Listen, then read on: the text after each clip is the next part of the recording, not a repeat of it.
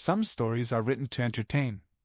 Others are written because the world demanded they exist, and this is one of them. This is a third-person retelling of Animal Farm by George Orwell, a story inspired by the Russian Revolution and the rise of totalitarian power, where political ideas are transformed into a haunting allegory told through animals on a farm. First published in 1945, the book has since sold millions of copies worldwide, becoming one of the most influential political satires ever written. Its author, George Orwell, is also known for works like 1984, cementing his place as one of the most powerful voices on truth, control, and freedom. The story reached global audiences through its animated adaptation in 1954, and is once again being reimagined for a new generation with an upcoming film adaptation directed by Andy Serkis. This is not a word-for-word reading, but a narrative retelling from my own perspective, crafted to draw you deeper into its meaning. And while the visuals are created using today's technology and may not always perfectly match every scene, they're here to help you visualize the world as it unfolds. So bear with that creative interpretation. As you listen, you may begin to recognize patterns, not just in the story, but in your own world. And by the end, I'll share fascinating facts about the book, its adaptations, behind-the-scenes details, and a few insights most readers never notice. Now, step onto the farm. The story begins.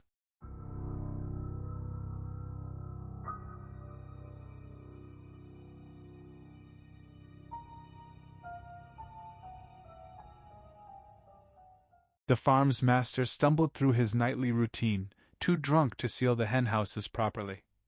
His lantern light swung wild across the yard as he lurched, kicked off his boots at the door, poured a final beer in the scullery, then climbed to bed where his wife already snored. The moment that bedroom light died, the whole farm stirred. Word had spread all day. Old Major, the prized middle white boar, had dreamed something strange and wanted to share it.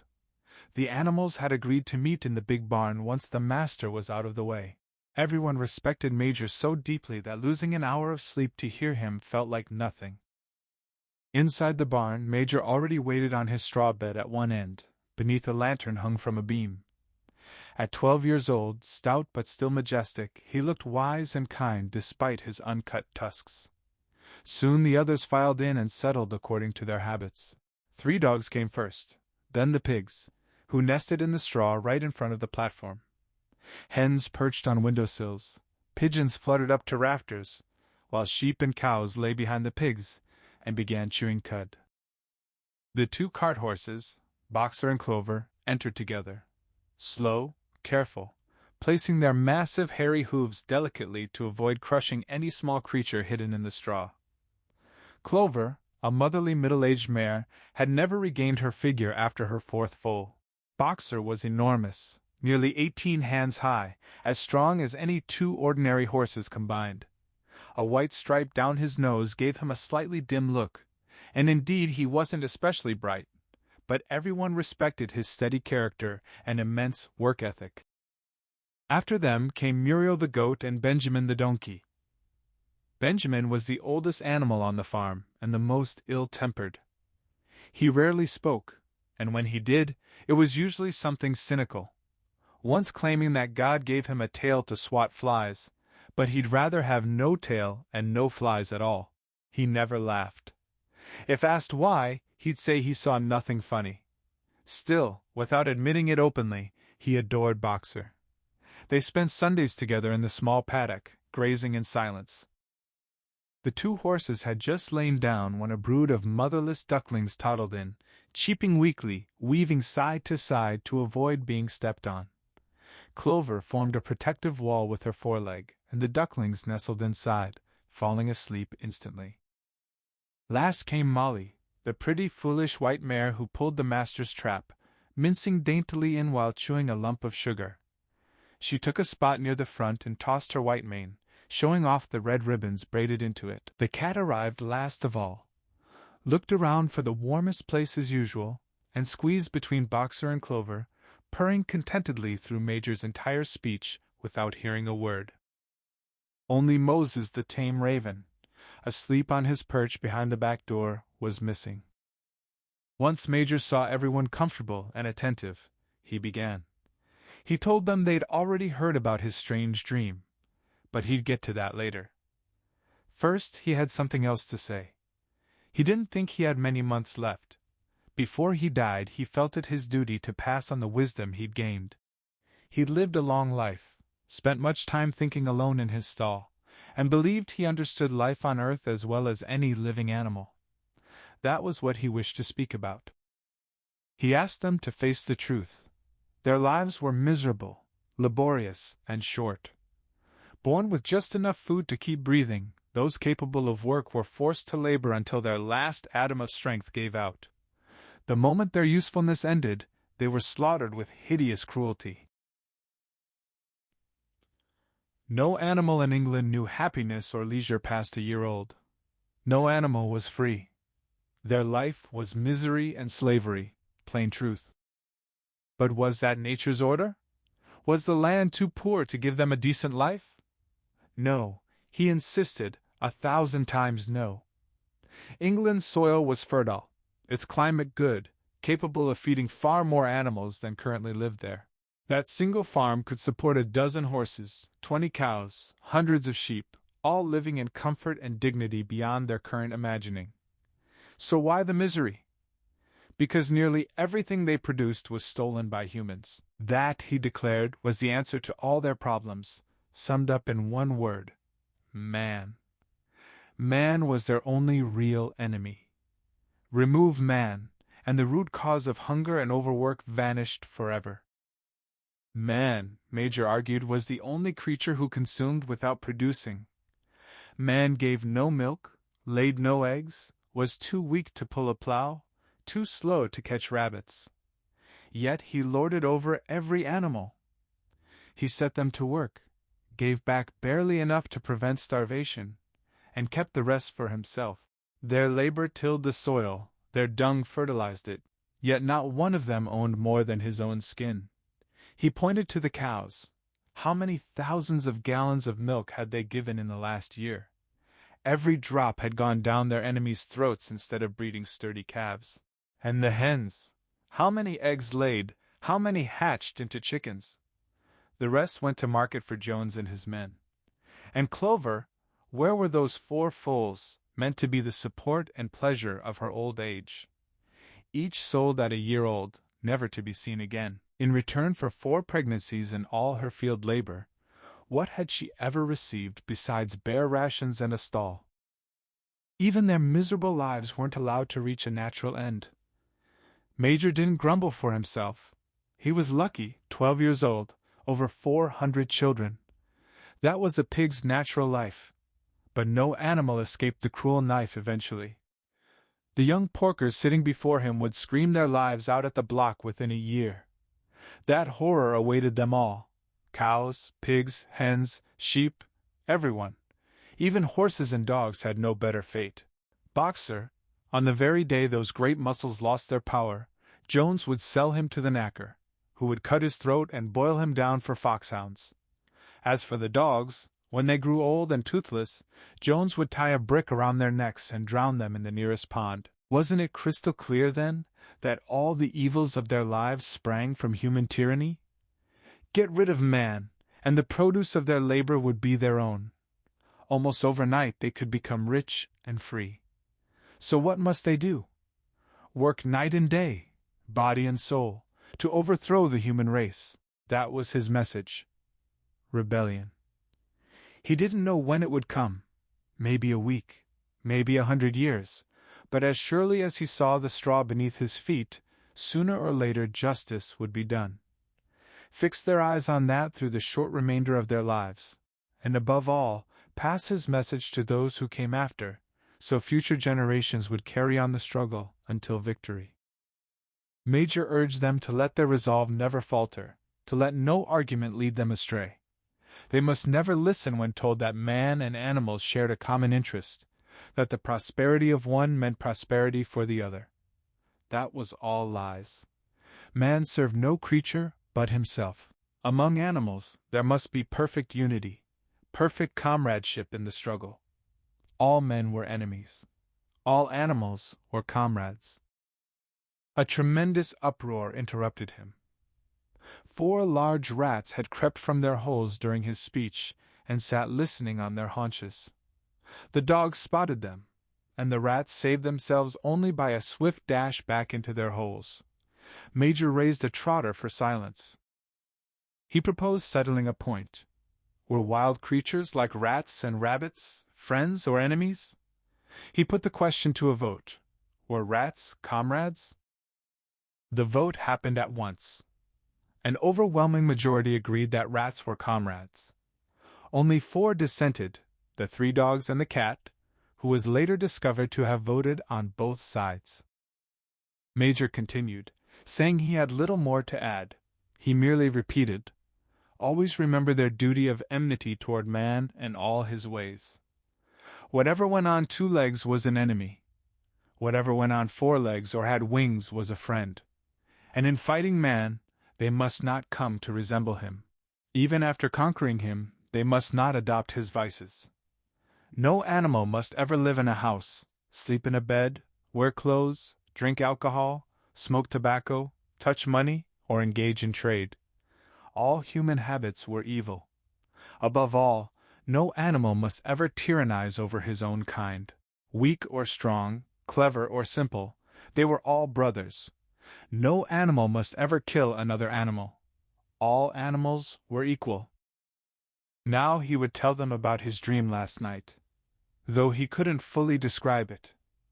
It was a dream of the earth as it would be once man vanished. But it reminded him of something long forgotten. Many years ago, when he was a little pig, his mother and the other sows used to sing an old song. They knew only the tune and the first 3 words. He had known that tune in infancy, but it had passed out of his mind. Last night it came back in his dream, and the words as well. Words, he felt certain, that had been sung by the animals of long ago and lost to memory for generations. He would sing that song now.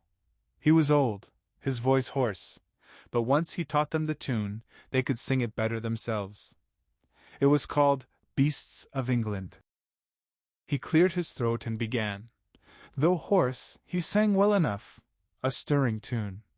The song spoke of beasts of England, Ireland, every land and clime, hearkening to joyful tidings of a golden future time. Soon or late, the day would come when tyrant man would be overthrown, and the fruitful fields of England would be trod by beasts alone. Rings would vanish from their noses, harness from their backs, bits and spurs would rust forever, cruel whips no more crack. Riches beyond imagination, wheat, barley, oats, hay, clover, beans, mangel-wurzels, would be theirs upon that day. Bright would shine England's fields, purer its waters, sweeter its breezes on the day that set them free. For that day they all must labor, even if they died before it broke. Cows and horses, geese and turkeys, all must toil for freedom's sake. Beasts of every land, hearken and spread the tidings of the golden future time. The song threw the animals into wildest excitement. Almost before Major reached the end, they had begun singing it themselves. Even the stupidest picked up the tune and a few words. The clever ones, pigs and dogs, had the whole song by heart within minutes. After a few preliminary tries, the entire farm burst into Beasts of England in tremendous unison.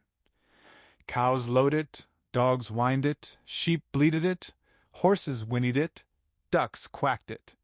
So delighted were they that they sang it 5 times in succession, and might have continued all night. Unfortunately, the uproar woke the master. He sprang out of bed, certain a fox was in the yard, seized the gun that always stood in his bedroom corner, and fired a charge of No. 6 shot into the darkness. The pellets buried themselves in the barn wall. The meeting broke up hurriedly. Everyone fled to their own sleeping place. Birds jumped to perches, animals settled into straw, and the whole farm was asleep in a moment. 3 nights later, old Major died peacefully in his sleep. They buried his body at the foot of the orchard. That was early March. Over the next 3 months, secret activity buzzed through the farm. Major's speech had given the more intelligent animals a completely new outlook. They didn't know when the rebellion he'd predicted would come, nor had any reason to think it would happen in their own lifetimes. But they saw clearly that preparing for it was their duty. The work of teaching and organizing fell naturally to the pigs, the cleverest of the animals. 2 young boars stood out, Snowball and Napoleon, whom Jones was fattening up for sale. Napoleon was a large, rather fierce-looking Berkshire, the only one on the farm. Not much of a talker, but with a reputation for getting his way. Snowball was more vivacious, quicker in speech, more inventive, though not considered to have Napoleon's depth of character. The other male pigs were porkers. Best known among them was a small fat pig named Squealer, with round cheeks, twinkling eyes, nimble movements, and a shrill voice. He was a brilliant talker, able to skip side to side and whisk his tail while arguing difficult points, somehow very persuasive. The others said Squealer could turn black into white. These 3 had shaped Major's teachings into a complete system of thought, which they called animalism. Several nights a week, after Jones fell asleep, they held secret meetings in the barn, explaining animalism's principles to the others. At first they met with much stupidity and apathy. Some animals talked of loyalty to Jones, calling him master, or made simple remarks about how Jones fed them and they'd starve without him. Others asked why they should care what happened after they died, or if the rebellion was going to happen anyway, what difference their effort made. The pigs had great difficulty making them see this contradicted the spirit of animalism. The stupidest questions came from Molly, the white mare. Her very first question to Snowball was whether there would still be sugar after the rebellion. Snowball firmly said no. They had no means of making sugar on the farm, and besides, she didn't need it. She would have all the oats and hay she wanted. Molly then asked if she could still wear ribbons in her mane. Snowball told her those ribbons she was so devoted to were the badge of slavery. Couldn't she understand that liberty was worth more than ribbons? Molly agreed, but didn't sound convinced. The pigs struggled even harder against the lies spread by Moses, the tame raven. Moses was Jones's special pet, a spy and talebearer, but a clever talker. He claimed to know of a mysterious country called Sugar Candy Mountain, where all animals went when they died, somewhere up in the sky beyond the clouds. There, he said, it was Sunday 7 days a week.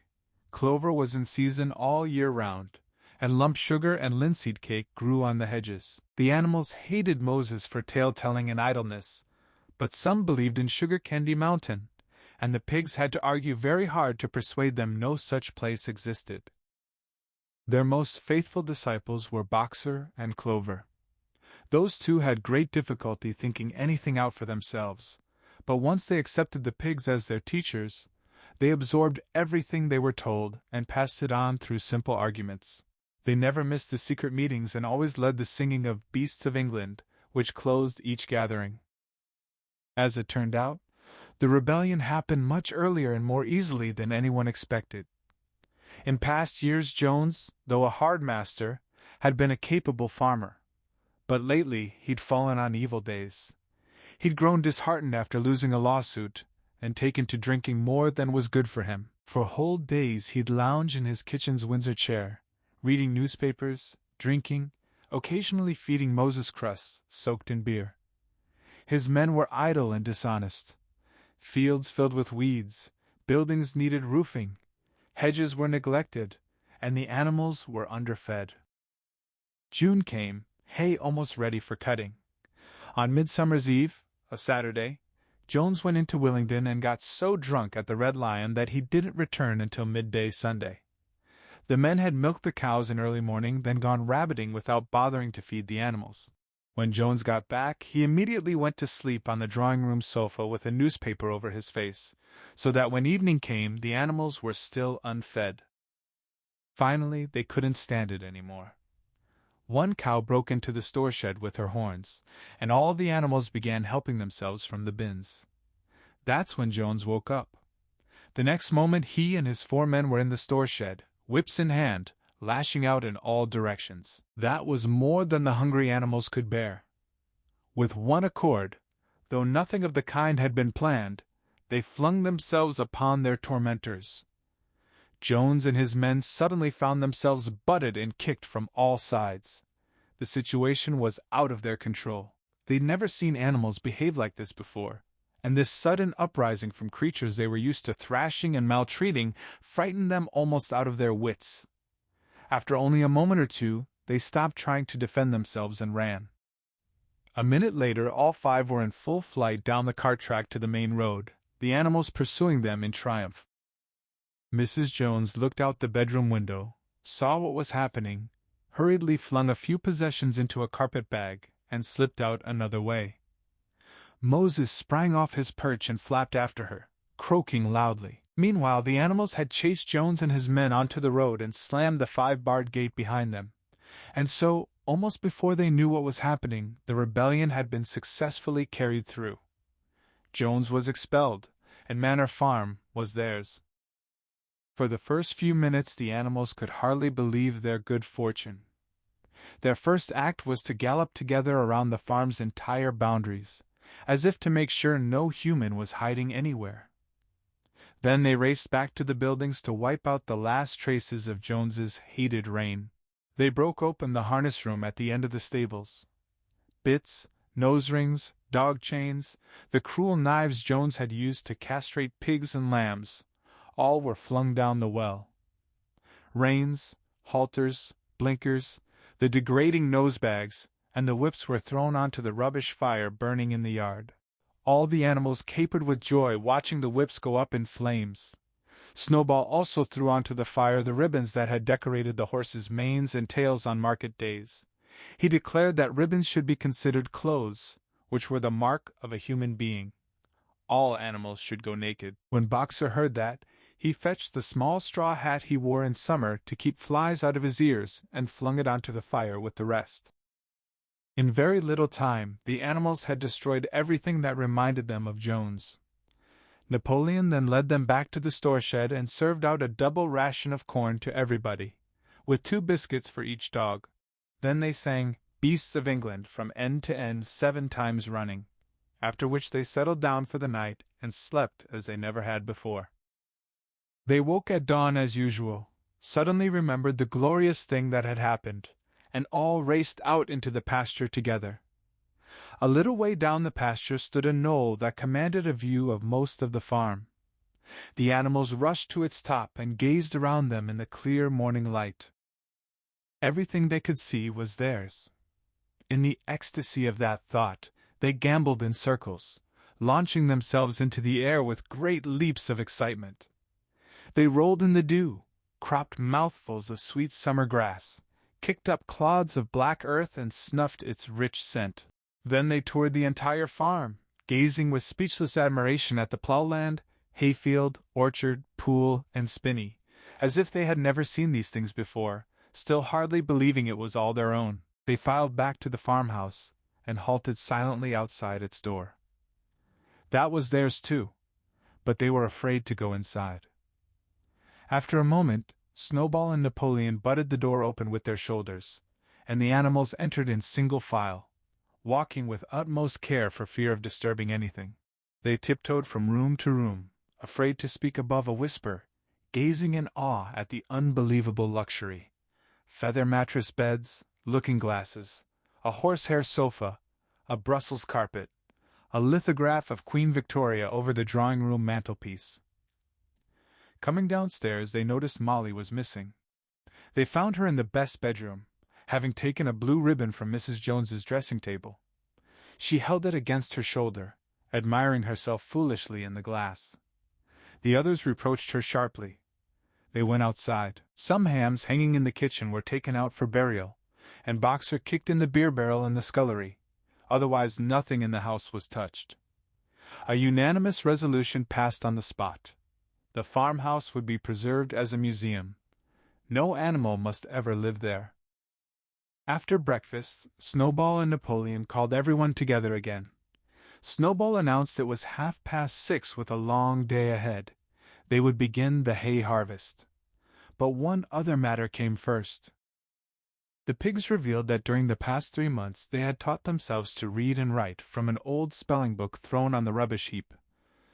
Napoleon sent for black and white paint and led the way to the 5-board gate onto the main road. Snowball, best at writing, took a brush between the 2 knuckles of his trotter, painted out Manor Farm from the top bar, and painted in Animal Farm. That would be the farm's name from now on.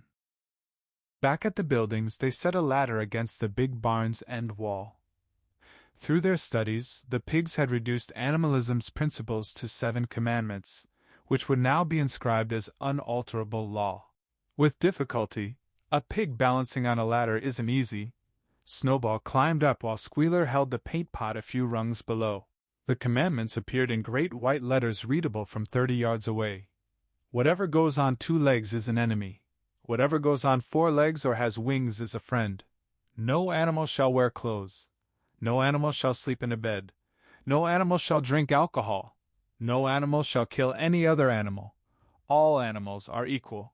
The writing was neat, though friend was spelled friend, and one S was backwards.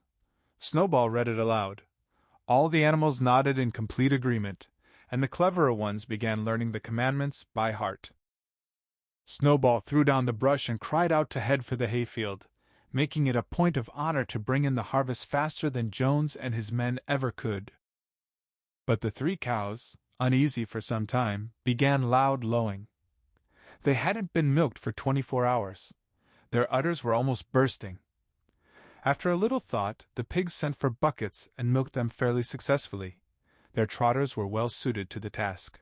Soon 5 buckets of frothing creamy milk stood there, and many animals looked at them with considerable interest. Someone asked what would happen to all that milk. A hen noted that Jones used to mix some into their mash.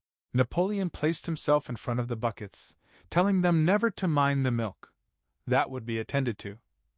The harvest was more important. Snowball would lead the way.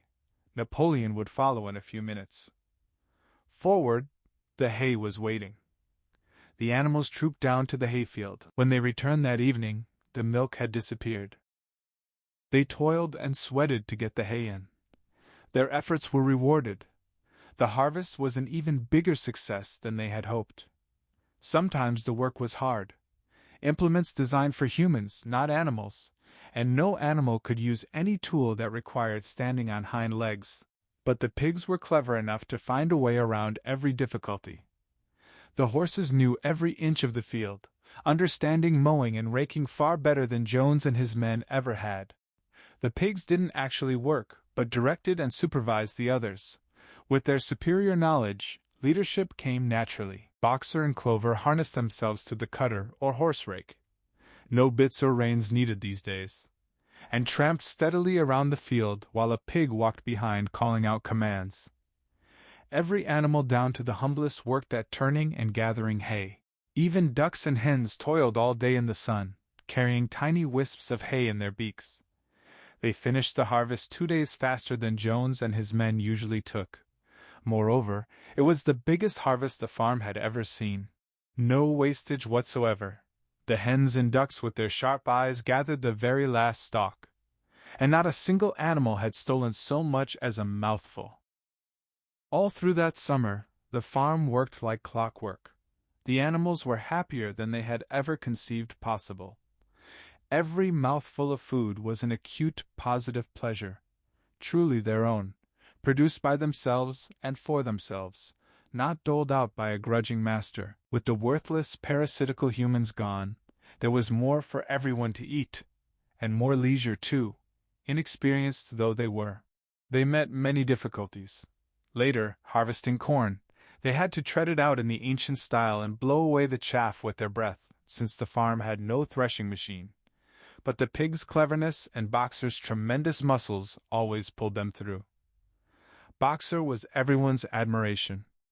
He had worked hard even in Jones's time, but now he seemed more like 3 horses than 1. Some days the entire farm's work seemed to rest on his mighty shoulders. From morning to night he pushed and pulled, always where the work was hardest. He had arranged with a cockerel to wake him half an hour earlier than anyone else, and would put in volunteer labor on whatever seemed most needed before the regular day began. His answer to every problem, every setback, was his personal motto: "I will work harder." Everyone worked according to their capacity. The hens and ducks saved 5 bushels of corn by gathering stray grains. No one stole or grumbled over rations. The quarreling, biting, and jealousy from the old days had almost vanished. Nobody shirked, or almost nobody. Molly struggled with mornings and often left work early, claiming a stone in her hoof. The cat behaved peculiarly. When work needed doing, she could never be found, vanishing for hours and reappearing at mealtimes or after work ended, acting as if nothing had happened. Yet she always made such excellent excuses and purred so affectionately that believing in her good intentions was impossible. Old Benjamin the donkey seemed unchanged since the rebellion. He worked in the same slow, obstinate way, never shirking, never volunteering extra effort. He expressed no opinion about the rebellion or its results. When asked if he wasn't happier with Jones gone, he only said that donkeys live a long time, and none of them had ever seen a dead donkey. The others had to accept this cryptic answer. Sundays meant no work. Breakfast came an hour later than usual, followed by a weekly ceremony without fail. First, the flag raising. Snowball had found an old green tablecloth of Mrs. Jones's in the harness room, and painted a hoof and horn in white upon it. Every Sunday morning it went up the flagstaff in the farmhouse garden. The green represented England's fields, while the hoof and horn signified the republic of the animals that would arise once the human race was finally overthrown. After the flag raising, everyone trooped into the big barn for a general assembly called the meeting. There they planned the coming week's work, put forward resolutions, and debated. The pigs always proposed the resolutions. The other animals understood voting, but could never think of resolutions themselves.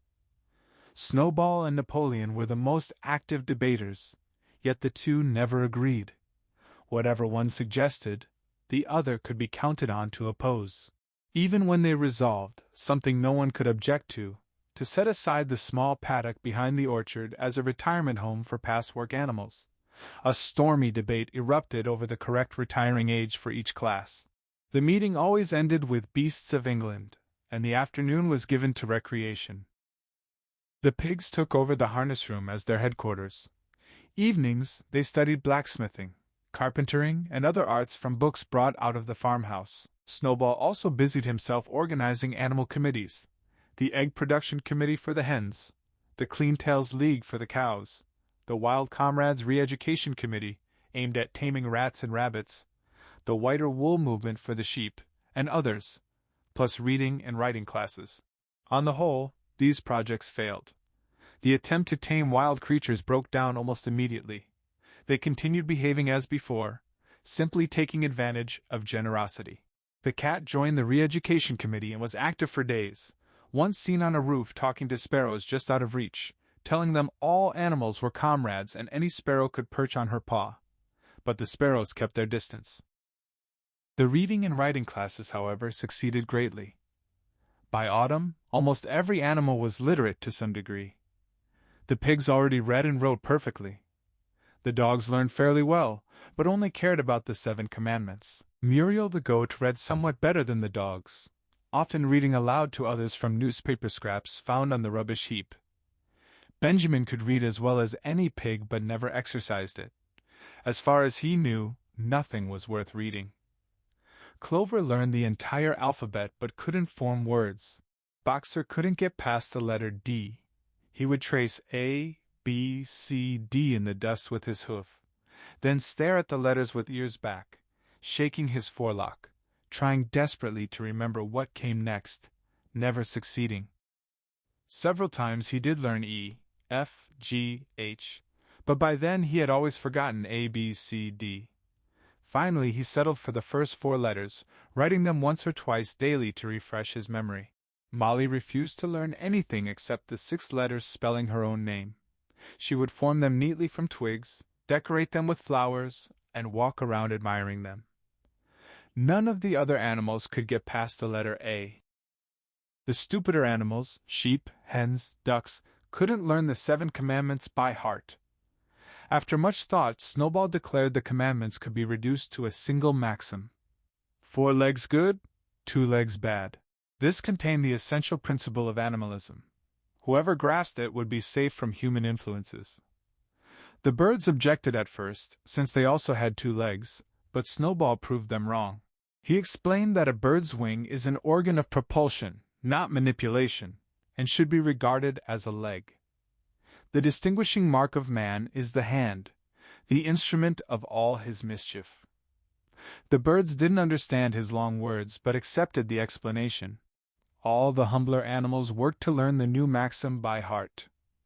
4 legs good, 2 legs bad was inscribed on the barn's end wall, above the 7 commandments and in larger letters. Once they learned it, the sheep developed a great liking for it, often lying in the field and bleating the phrase for hours on end, never tiring.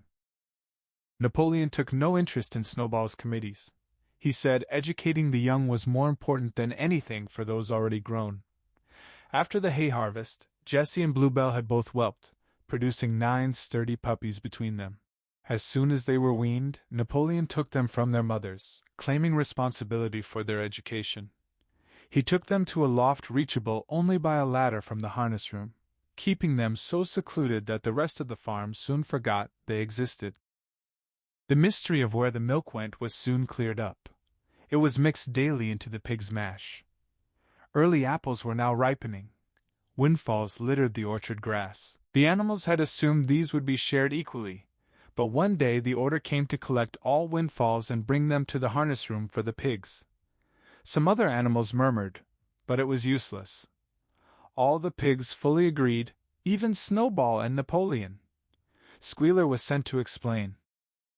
He cried out that they must not imagine the pigs were acting from selfishness or privilege. Many of them actually disliked milk and apples. He disliked them himself. Their sole object was preserving their health. Science had proved that milk and apples contained substances absolutely necessary to a pig's well-being. Pigs were brain workers. The whole management and organization of the farm depended on them. Day and night they watched over everyone's welfare. It was for the others' sake that they drank that milk and ate those apples. If the pigs failed in their duty, Jones would come back. Surely, he pleaded, skipping side to side and whisking his tail, there was no one among them who wanted to see Jones return? The animals were completely certain of one thing. They did not want Jones back. Put in that light, they had nothing more to say. The importance of keeping the pigs healthy was all too obvious. So without further argument, it was agreed that the milk, the windfall apples, and the main apple crop when it ripened, would be reserved for the pigs alone. By late summer, news of Animal Farm had spread across half the county. Every day, Snowball and Napoleon sent out pigeons to mingle with animals on neighboring farms, telling the story of the rebellion and teaching the tune of Beasts of England. Most of this time Jones sat in the taproom of the Red Lion at Willingdon, complaining to anyone who would listen about the monstrous injustice of being thrown off his property by worthless animals.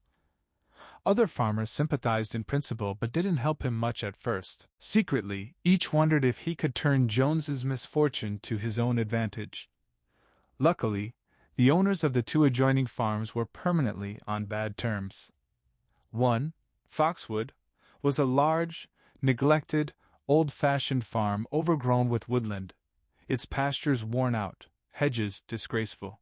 Its owner, Mr. Pilkington, was an easy-going gentleman farmer who spent most of his time fishing or hunting. The other, Pinchfield, was smaller and better kept, owned by Mr. Frederick, a tough, shrewd man perpetually involved in lawsuits with a reputation for driving hard bargains.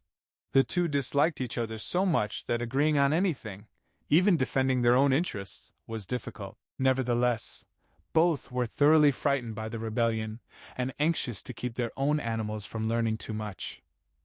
At first they laughed at the idea of animals managing a farm. The whole thing would be over in a fortnight, they said. They spread rumors that the animals on Manor Farm.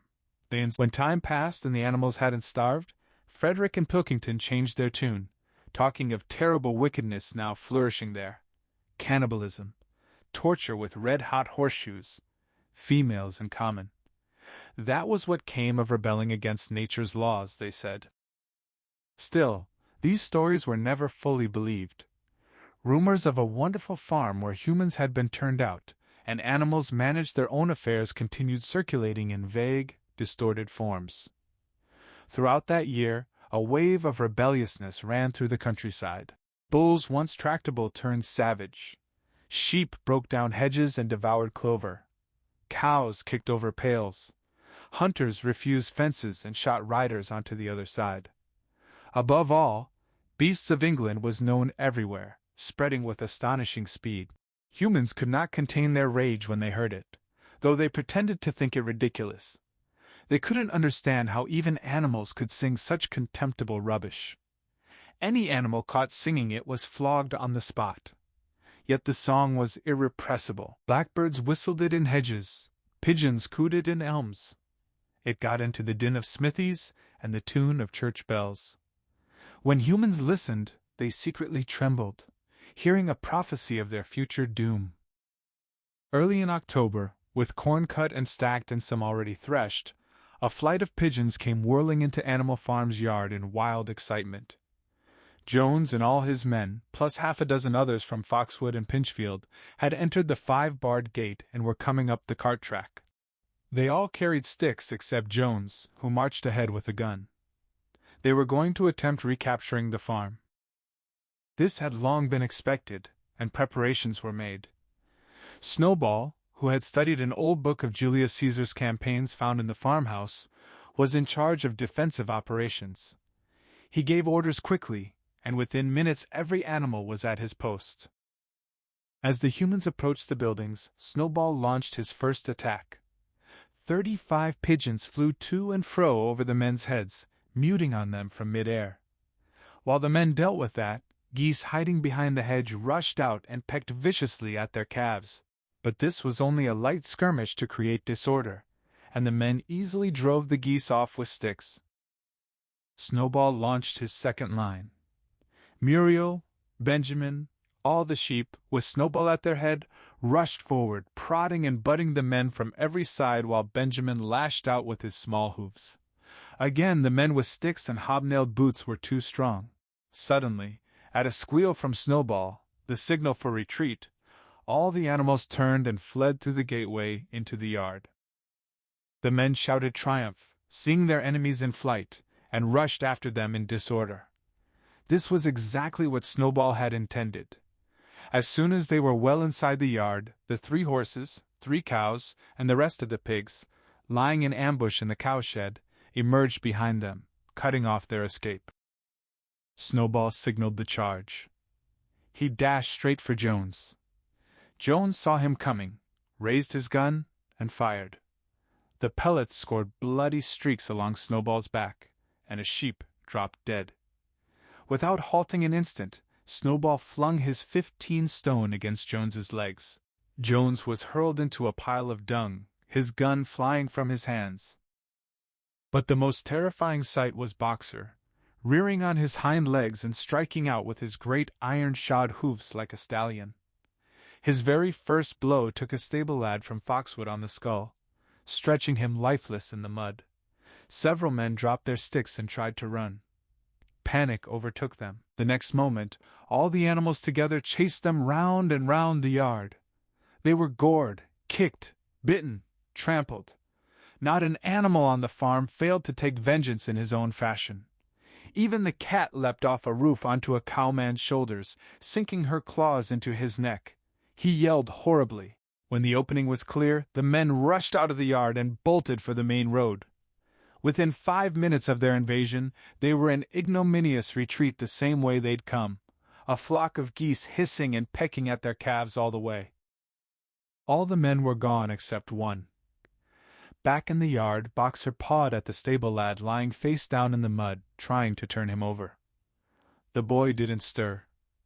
Boxer sorrowfully said he'd had no intention of doing that. He forgot he was wearing iron shoes. Who would believe he didn't do it on purpose? Snowball, blood still dripping from his wounds, told him no sentimentality. War was war. The only good human being was a dead one. Boxer repeated that he had no wish to take life, not even human life, his eyes full of tears. Someone exclaimed, asking where Molly was. She was missing. For a moment there was great alarm, fear that the men had harmed her or carried her off. She was found hiding in her stall, her head buried in the hay manger. She had fled as soon as the gun went off. When the others returned from searching for her, they found that the stable lad, only stunned, not dead, had already recovered and made off. The animals reassembled in wild excitement, each recounting his own exploits at the top of his voice. An impromptu victory celebration was held immediately. The flag went up. "Beasts of England" was sung several times.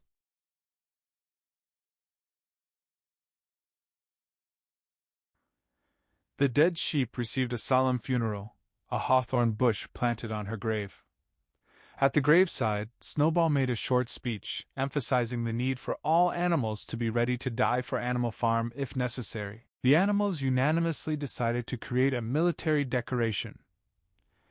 "Animal Hero First Class," conferred then and there on Snowball and Boxer. It consisted of a brass medal, some old horse brasses found in the harness room, to be worn on Sundays and holidays. Animal Hero Second Class was conferred posthumously on the dead sheep. Much discussion followed about what to call the battle. In the end, it was named the Battle of the Cowshed, since that was where the ambush had been sprung.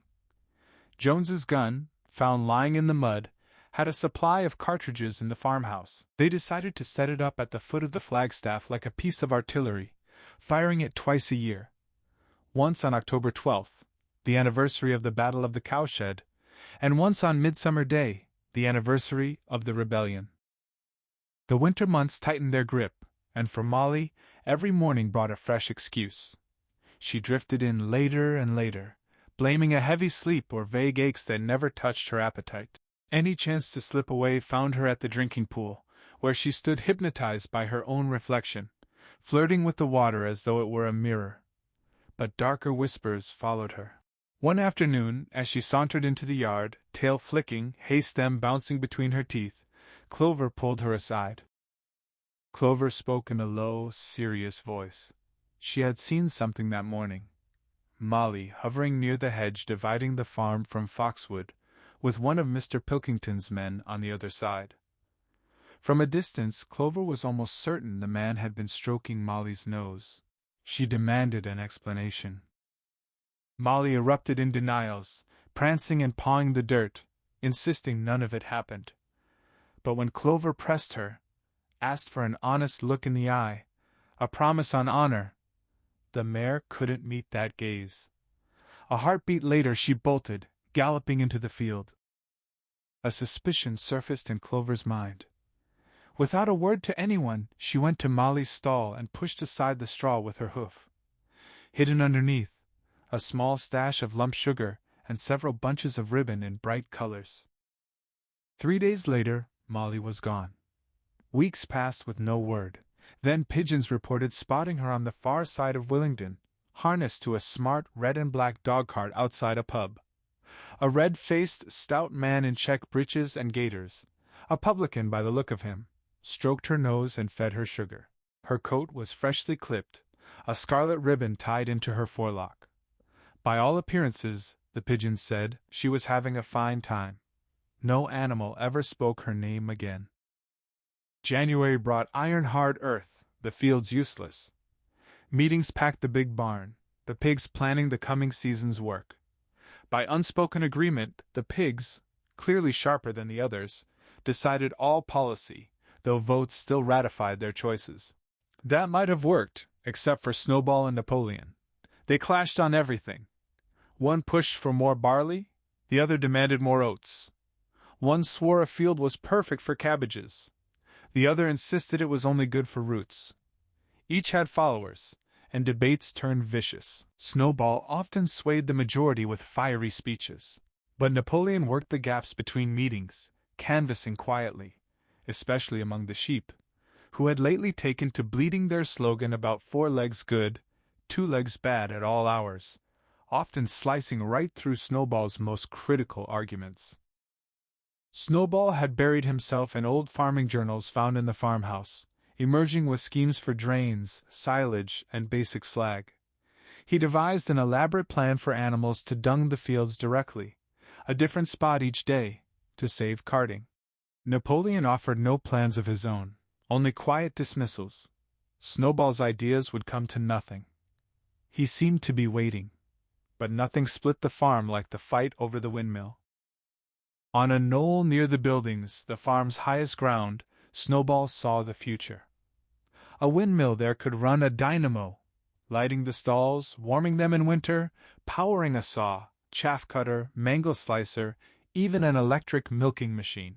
The animals, accustomed only to the farm's ancient, primitive machinery, listened in stunned wonder as Snowball painted pictures of machines doing their work while they grazed at ease or improved their minds with talk and reading. Within weeks, his plans were complete. The mechanical details came from 3 of Jones's books: Home Projects, Bricklaying, and Basic Electricity. Snowball took over an old incubator shed with a smooth wooden floor for drawing.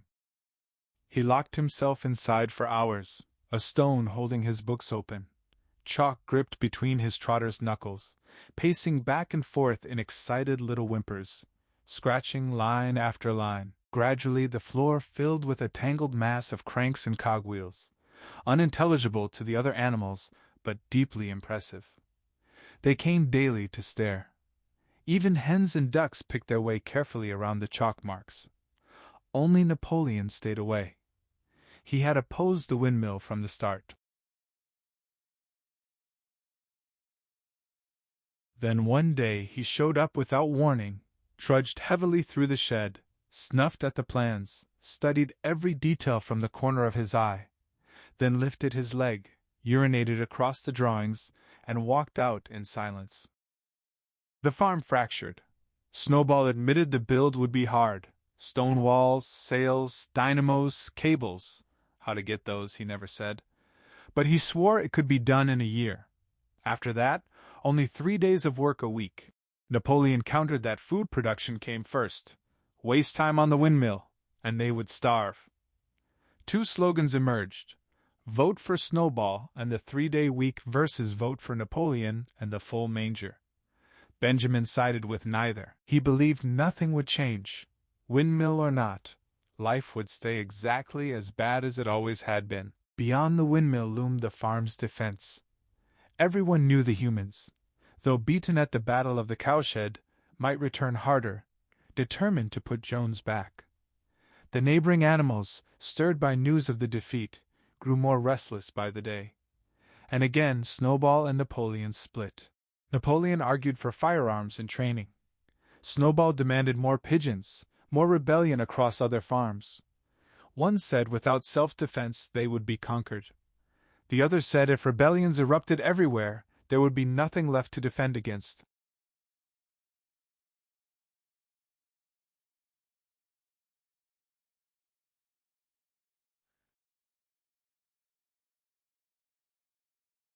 The animals listened to one speaker, then the other, agreeing completely with whoever happened to be talking at that moment, and never able to decide which was right.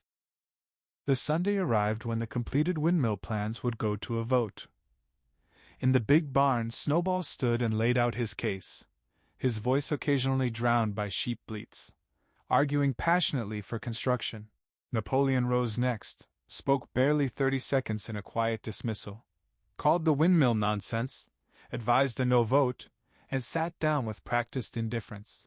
Then Snowball sprang up again, shouting down the sheep, and unleashed a glowing vision. Animal farm freed from brutal labor, electricity driving threshers, plows, harrows, rollers, reapers, and binders, plus lights, hot and cold water, and heaters for every stall. The crowd tilted decisively his way. But just then Napoleon stood, shot Snowball a strange sideways look, and let out a high, whining sound no one had ever heard. Outside, a terrible baying erupted. 9 enormous dogs with brass-studded collars burst into the barn and lunged straight for Snowball. He vaulted from his place just ahead of their jaws, bolted through the door, and the pack chased after. The animals, stunned and wordless, crowded out to watch. Snowball raced across the long pasture toward the road, running flat out as only a pig can. But the dogs closed fast. He slipped, seemed lost, then scrambled up and sprinted harder. One dog nearly clamped his tail, but Snowball flicked it free, put on a last burst of speed, and slipped through a hedge gap with inches to spare. Gone. The animals crept back into the barn in terrified silence. The dogs bounded back. Their origin quickly became clear. The puppies Napoleon had taken from their mothers and raised privately, not yet full grown, but already huge, wolf fierce, they kept close to Napoleon, and wagged their tails at him exactly as the other dogs once had for Jones. Napoleon mounted the raised platform where Major once spoke, the dogs at his heels. He announced that Sunday morning meetings were over. Unnecessary, he said, a waste of time. From now on, a special committee of pigs, chaired by himself, would settle all farm questions in private, then pass down decisions. The animals would still assemble Sundays to salute the flag, sing the anthem, and receive weekly orders, but no more debates. The animals were dismayed. Several wanted to protest but couldn't find the words. Even Boxer felt a vague trouble, laying back his ears, shaking his forelock, trying to marshal his thoughts. But in the end he had nothing to say. 4 young porkers in the front row squealed disapproval, sprang up speaking all at once. But the dogs around Napoleon let out deep, menacing growls. The pigs fell silent and sat back down. Then the sheep erupted into a tremendous 15-minute bleating of their 4 legs good slogan, smothering any chance of discussion. Afterwards, Squealer toured the farm to explain the new arrangement. He asked the animals to appreciate the sacrifice Napoleon had made by taking on this extra labor. Leadership was no pleasure, he said. It was a deep, heavy responsibility. Napoleon believed absolutely in equality and would gladly let them decide for themselves, but sometimes they might choose wrong. Suppose they had followed Snowball's windmill nonsense. Snowball, who was now known to be no better than a criminal. Someone spoke up. Snowball had fought bravely at the Battle of the Cowshed. Squealer dismissed it. Bravery wasn't enough. Loyalty and obedience mattered more. He predicted that time would prove Snowball's role in that battle had been greatly exaggerated. Discipline, iron discipline, was the watchword. One false step and the enemies would be upon them. Surely no one wanted Jones back? That argument was unanswerable. No one wanted Jones back. If Sunday debates risked bringing him back, then debates had to stop. Boxer, who had finally had time to think, voiced the general feeling. If Comrade Napoleon said it, it must be right.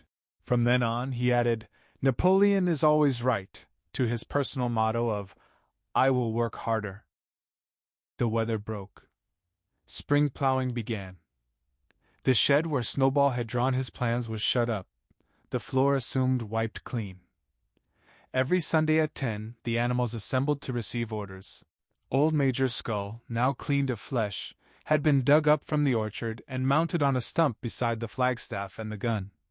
After hoisting the flag, they filed reverently past the skull before entering the barn. They no longer sat together as before. Napoleon, with Squealer and a songwriting pig named Minimus, sat at the front of the raised platform, the 9 young dogs forming a semicircle around them. Other pigs sat behind. The rest of the animals faced them from the main barn. Napoleon read the week's orders in a gruff, soldierly voice. After one singing of the anthem, they dispersed. On the 3rd Sunday after Snowball's expulsion, Napoleon announced something that surprised them. The windmill would be built after all. He gave no reason for the reversal, only warned that the extra task meant very hard work, possibly reduced rations. But the plans were already prepared down to the last detail. A special committee of pigs had been working on them for 3 weeks. Construction, along with other improvements, was expected to take 2 years. That evening, Squealer privately explained to the others that Napoleon had never actually opposed the windmill. On the contrary, Napoleon had advocated it from the start. The plan Snowball had drawn on the incubator shed floor had been stolen from Napoleon's own papers. The windmill was Napoleon's creation. Then why, someone asked, had he spoken so strongly against it? Squealer looked sly. That was Comrade Napoleon's cunning. He had pretended to oppose the windmill as a maneuver to get rid of Snowball, a dangerous character and bad influence. With Snowball gone, the plan could proceed without interference. Squealer called this tactics, repeating the words several times, skipping and whisking his tail with a merry laugh. The animals weren't sure what the word meant, but Squealer spoke so persuasively, and the 3 dogs with him growled so threateningly, that they accepted the explanation without further questions. That year the animals worked like slaves, but happily, grudging nothing.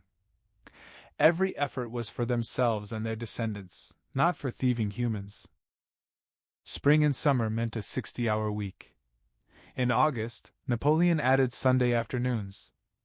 The work was called voluntary, but anyone who stayed away lost half their rations. Even so, tasks went undone.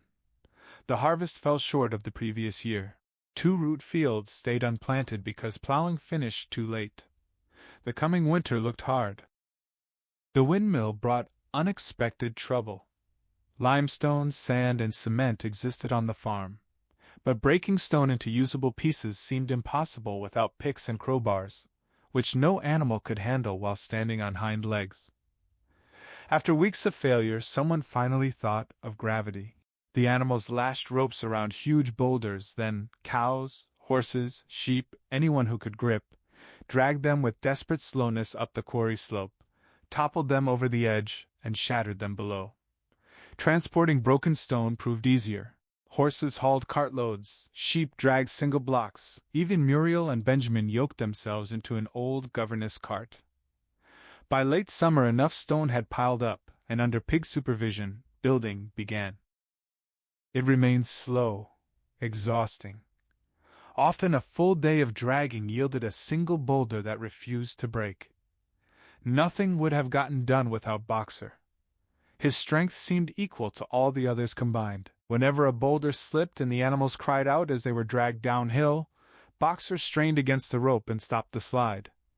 Watching him climb inch by inch, breath fast, hoof tips clawing, great sides matted with sweat, filled everyone with admiration. Clover warned him not to overstrain.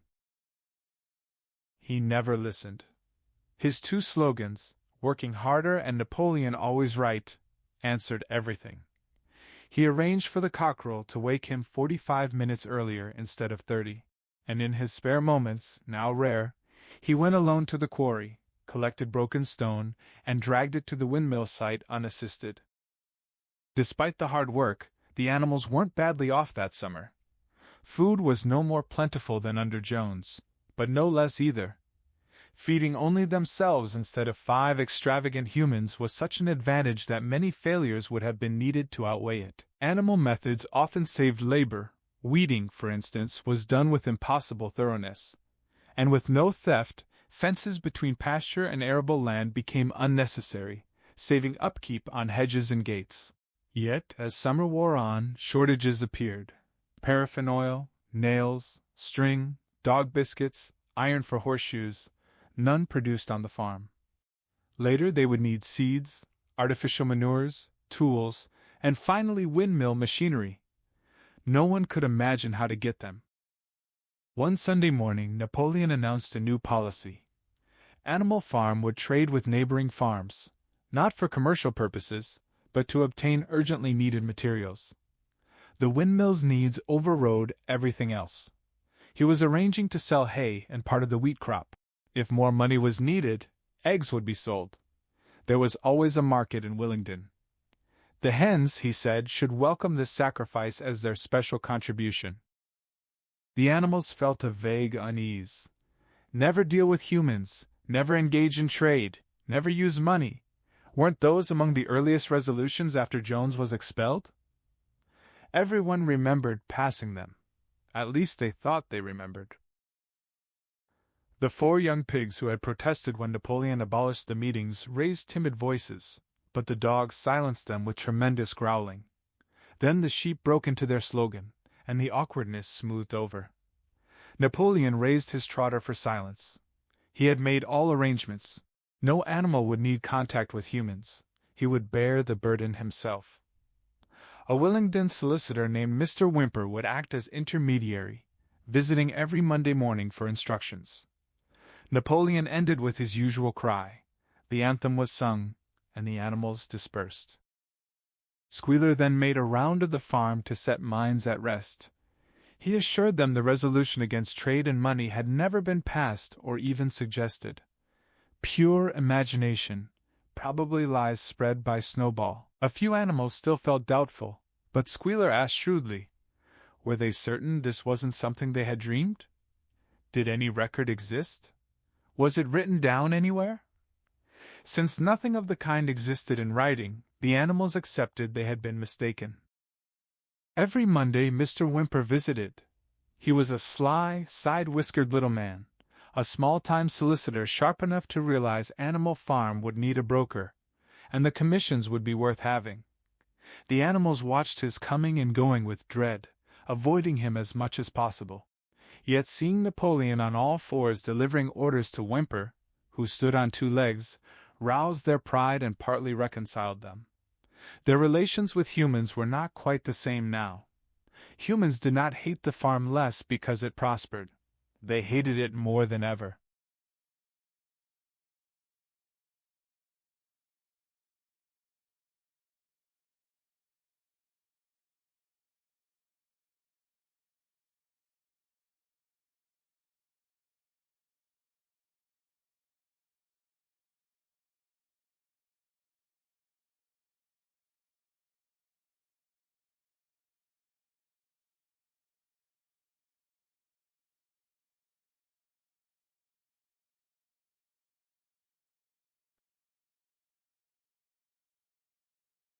They met in pubs, proving with diagrams that the windmill would fall down, or, if it stood, would never work. Yet against their will they had developed respect for how efficiently the animals managed their own affairs. One symptom. They had started calling it Animal Farm, not Manor Farm. They had also dropped their championship of Jones, who had given up hope and moved away. Except through Whymper, there was no outside contact, but constant rumors that Napoleon would enter a business agreement either with Mr. Pilkington of Foxwood or Mr. Frederick of Pinchfield, never both at once. About this time, the pigs suddenly moved into the farmhouse. Again animals seemed to remember a resolution against this. Again Squealer convinced them otherwise. It was absolutely necessary, he said, for the brains of the farm to have a quiet place to work. It was also more suited to the dignity of the leader.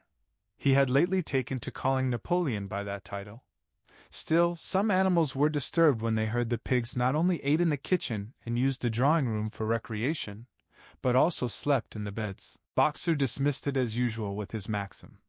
But Clover, who thought she remembered a clear ruling against beds, went to the end of the barn and tried to puzzle out the 7 commandments inscribed there.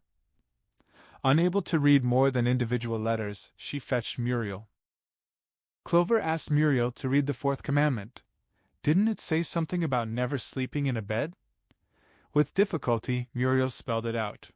It said no animal shall sleep in a bed with sheets. Curiously, Clover had not remembered that sheets were mentioned, but since it was on the wall, it must have always been there. Squealer, passing just then with 2 or 3 dogs, put the matter in perspective. Yes, the pigs now slept in the farmhouse beds. Why not? Surely no one thought there was ever a rule against beds themselves? A bed merely meant a place to sleep. A pile of straw in a stall was a bed, properly regarded. The rule was against sheets, a human invention. They had removed the sheets and slept between blankets, very comfortable beds, but not more than they needed, given all the brain work they now did. Would the animals rob them of their repose? Would they have them too tired to carry out duties? Surely no one wanted Jones back? The animals reassured him immediately. Nothing more was said, and when days later it was announced that the pigs would get up an hour later than the other animals, no complaint followed. By autumn the animals were tired but happy. It had been a hard year. After selling part of the hay and corn, winter food stores were none too plentiful, but the windmill compensated for everything. It was nearly half built. After harvest came clear, dry weather, and the animals toiled harder than ever, thinking it worth the endless trudging with stone if they could raise the walls another foot. Boxer even came out at night, working an hour or two by harvest moon.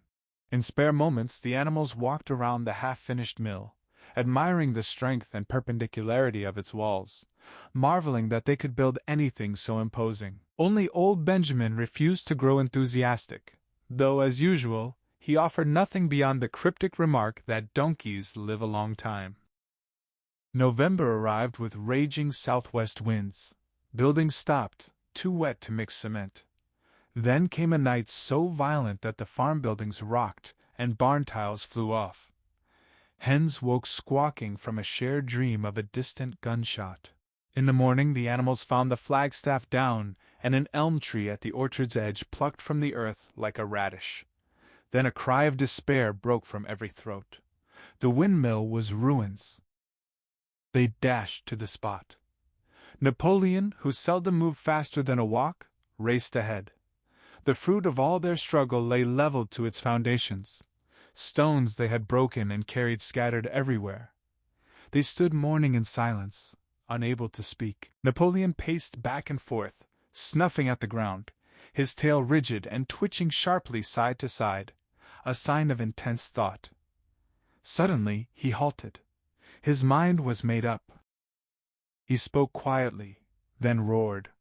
He asked who was responsible. The enemy who had come in the night. Then he thundered the name. Snowball. In sheer malice, to set back their plans and avenge his expulsion, the traitor had crept in and destroyed nearly a year's work. Napoleon pronounced the death sentence upon Snowball. He offered the title of Animal Hero, second class, plus half a bushel of apples to any animal who captured him. A full bushel if brought in alive. The animals were shocked that even Snowball could do such a thing. Indignation rose. Everyone began plotting how to catch him.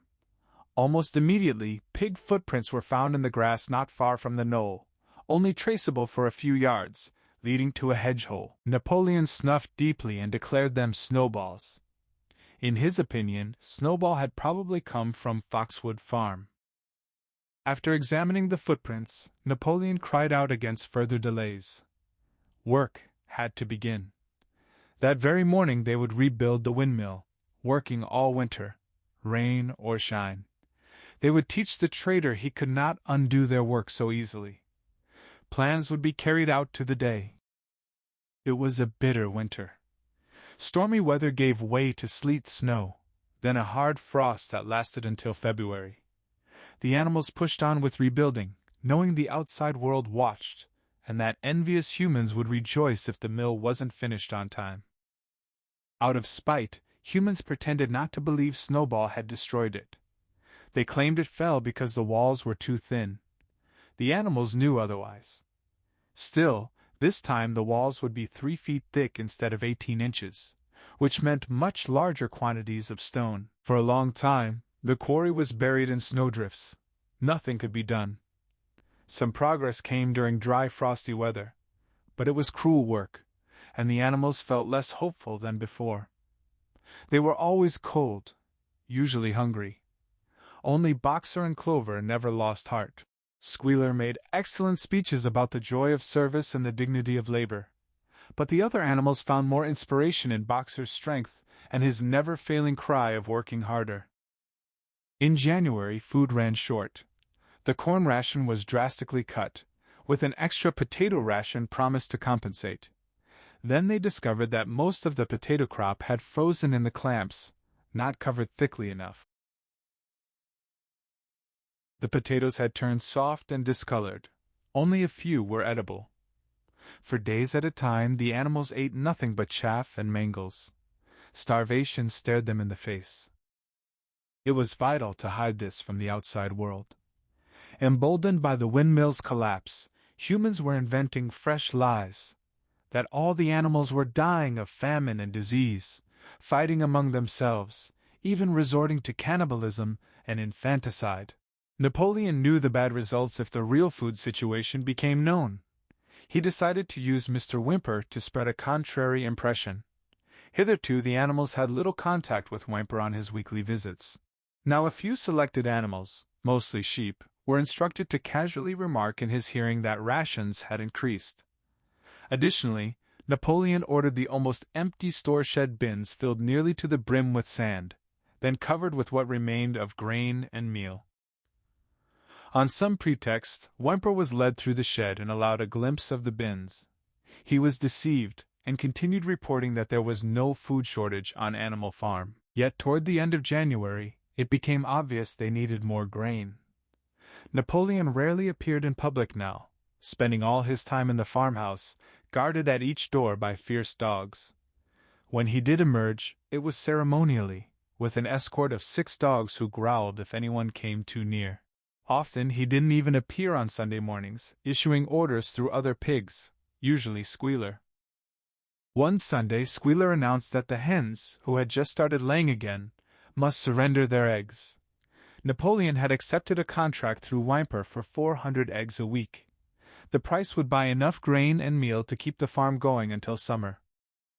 The hens raised a terrible outcry. They had been warned this sacrifice might be necessary, but hadn't believed it would happen. They were preparing their clutches for spring sitting and protested that taking the eggs now was murder. For the first time since Jones's expulsion, something like a rebellion occurred. Led by 3 young black Minorca pullets, the hens flew up to the rafters and laid their eggs there, smashing to pieces on the floor. Napoleon acted swiftly and ruthlessly. He ordered the hens' rations stopped and decreed death to any animal who gave even a grain of corn to a hen. The dogs enforced it. For 5 days the hens held out. Then they capitulated and returned to their nesting boxes. 9 hens had died. Their bodies were buried in the orchard, and it was given out that they had died of coccidiosis. Whymper heard nothing. The eggs were duly delivered, a grocer's van taking them away weekly. All this while, no more had been seen of Snowball. He was rumored to be hiding on a neighboring farm, either Foxwood or Pinchfield. Napoleon was now on slightly better terms with the other farmers than before. A pile of well-seasoned timber, stacked 10 years earlier when a beech spinney was cleared, sat in the yard. Whymper advised Napoleon to sell it. Both Pilkington and Frederick were anxious to buy. Napoleon hesitated between them, unable to decide. It was noticed that whenever he seemed on the point of an agreement with Frederick, Snowball was declared to be hiding at Foxwood, and when he inclined toward Pilkington, Snowball was said to be at Pinchfield. Suddenly, early in spring, an alarming discovery. Snowball was secretly frequenting the farm by night. The animals were so disturbed they could hardly sleep. Every night, it was said, he crept in under darkness and performed all kinds of mischief, stealing corn, upsetting milk pails, breaking eggs, trampling seed beds, gnawing bark off fruit trees. Whenever anything went wrong, it became usual to attribute it to Snowball. A broken window or blocked drain. Someone would say Snowball had come in the night and done it. When the store shed key was lost, the whole farm believed Snowball had thrown it down the well. Curiously, they kept believing this even after the key was found under a sack of meal. The cows declared unanimously that Snowball crept into their stalls and milked them in their sleep. The rats, troublesome that winter, were also said to be in league with him. Napoleon decreed a full investigation. With his dogs attending, he made a careful tour of the farm buildings, the other animals following at a respectful distance. Every few steps he stopped and snuffed the ground for Snowball's footprints, which he said he could detect by smell.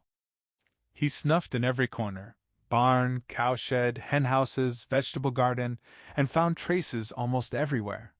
He would put his snout to the ground, give several deep sniffs, and exclaim in a terrible voice that Snowball had been there, that he could smell him distinctly. At the name Snowball, the dogs let out blood-curdling growls and showed their side teeth. The animals were thoroughly frightened. Snowball seemed some invisible influence pervading the air, menacing them with all kinds of dangers. In the evening Squealer called them together, an alarmed expression on his face. He had serious news. Snowball had sold himself to Frederick of Pinchfield Farm, who was even now plotting to attack and take the farm away. Snowball would act as guide when the attack began. But worse, Snowball had been in league with Jones from the very start. Jones's secret agent all along. Documents he had left behind, only just discovered, proved it. To Squealer's mind, this explained a great deal. Had they not seen for themselves how Snowball had attempted, fortunately without success, to get them defeated and destroyed at the Battle of the Cowshed? The animals stood frozen, barely able to process the accusation. Snowball's destruction of the windmill had seemed wicked, but this, secret dealings with Jones himself, felt infinitely worse.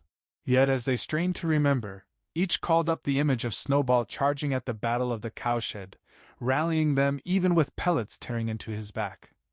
The contradiction gnawed at them. Even Boxer, who rarely questioned anything, lay down, tucked his hooves under him, shut his eyes, and forced his thoughts into shape. He voiced his doubt aloud, that he had seen Snowball fight bravely, that they had all voted him animal hero, first class right after.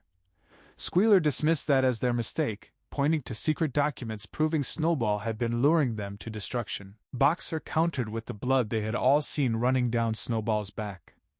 Squealer insisted the shot only grazed him, claiming the plan had been for Snowball to signal retreat at the critical moment. Napoleon alone, Squealer reminded them, had saved the day by springing forward, crying death to humanity, and sinking his teeth into Jones's leg. The graphic retelling made the animals feel they remembered it that way. At least, they recalled Snowball turning to flee. Boxer remained uneasy. He finally said he still didn't believe Snowball had been a traitor from the start. What he'd done since was different, but at the cowshed, he had been a good comrade. Squealer then announced, slowly and with absolute firmness, that Napoleon had stated categorically that Snowball had been Jones's agent from before the rebellion was even imagined. Boxer's resistance crumbled. If Napoleon said it, it must be right. Squealer praised that spirit, though his little eyes threw a very ugly look at Boxer before he warned every animal to keep their eyes wide open. Snowball's secret agents, he claimed, were still lurking among them. 4 days later, late in the afternoon, Napoleon ordered everyone into the yard. He emerged from the farmhouse wearing both medals he had awarded himself, his 9 huge dogs growling around him and sending shivers down every spine. The animals cowered, sensing something terrible coming. Napoleon gave a high-pitched whimper. The dogs lunged, seized 4 pigs by the ears, and dragged them squealing to his feet. Blood dripped from the pigs' ears. The dogs, having tasted blood, went nearly mad. To everyone's shock, 3 of them flung themselves at Boxer. Boxer saw them coming, put out his great hoof, caught one dog mid-air, and pinned it to the ground. The dog shrieked for mercy. The other 2 fled. Boxer looked to Napoleon for instruction. Napoleon's expression shifted, and he sharply ordered Boxer to let the dog go. Boxer lifted his hoof, and the bruised, howling animal slunk away. The tumult died. The 4 pigs, the same ones who had protested when Napoleon abolished the Sunday meetings, waited trembling, guilt written across their faces. Napoleon called for confession. Without any prompting, they confessed to secret contact with Snowball since his expulsion, collaborating with him to destroy the windmill, and agreeing to hand the farm to Mr. Frederick.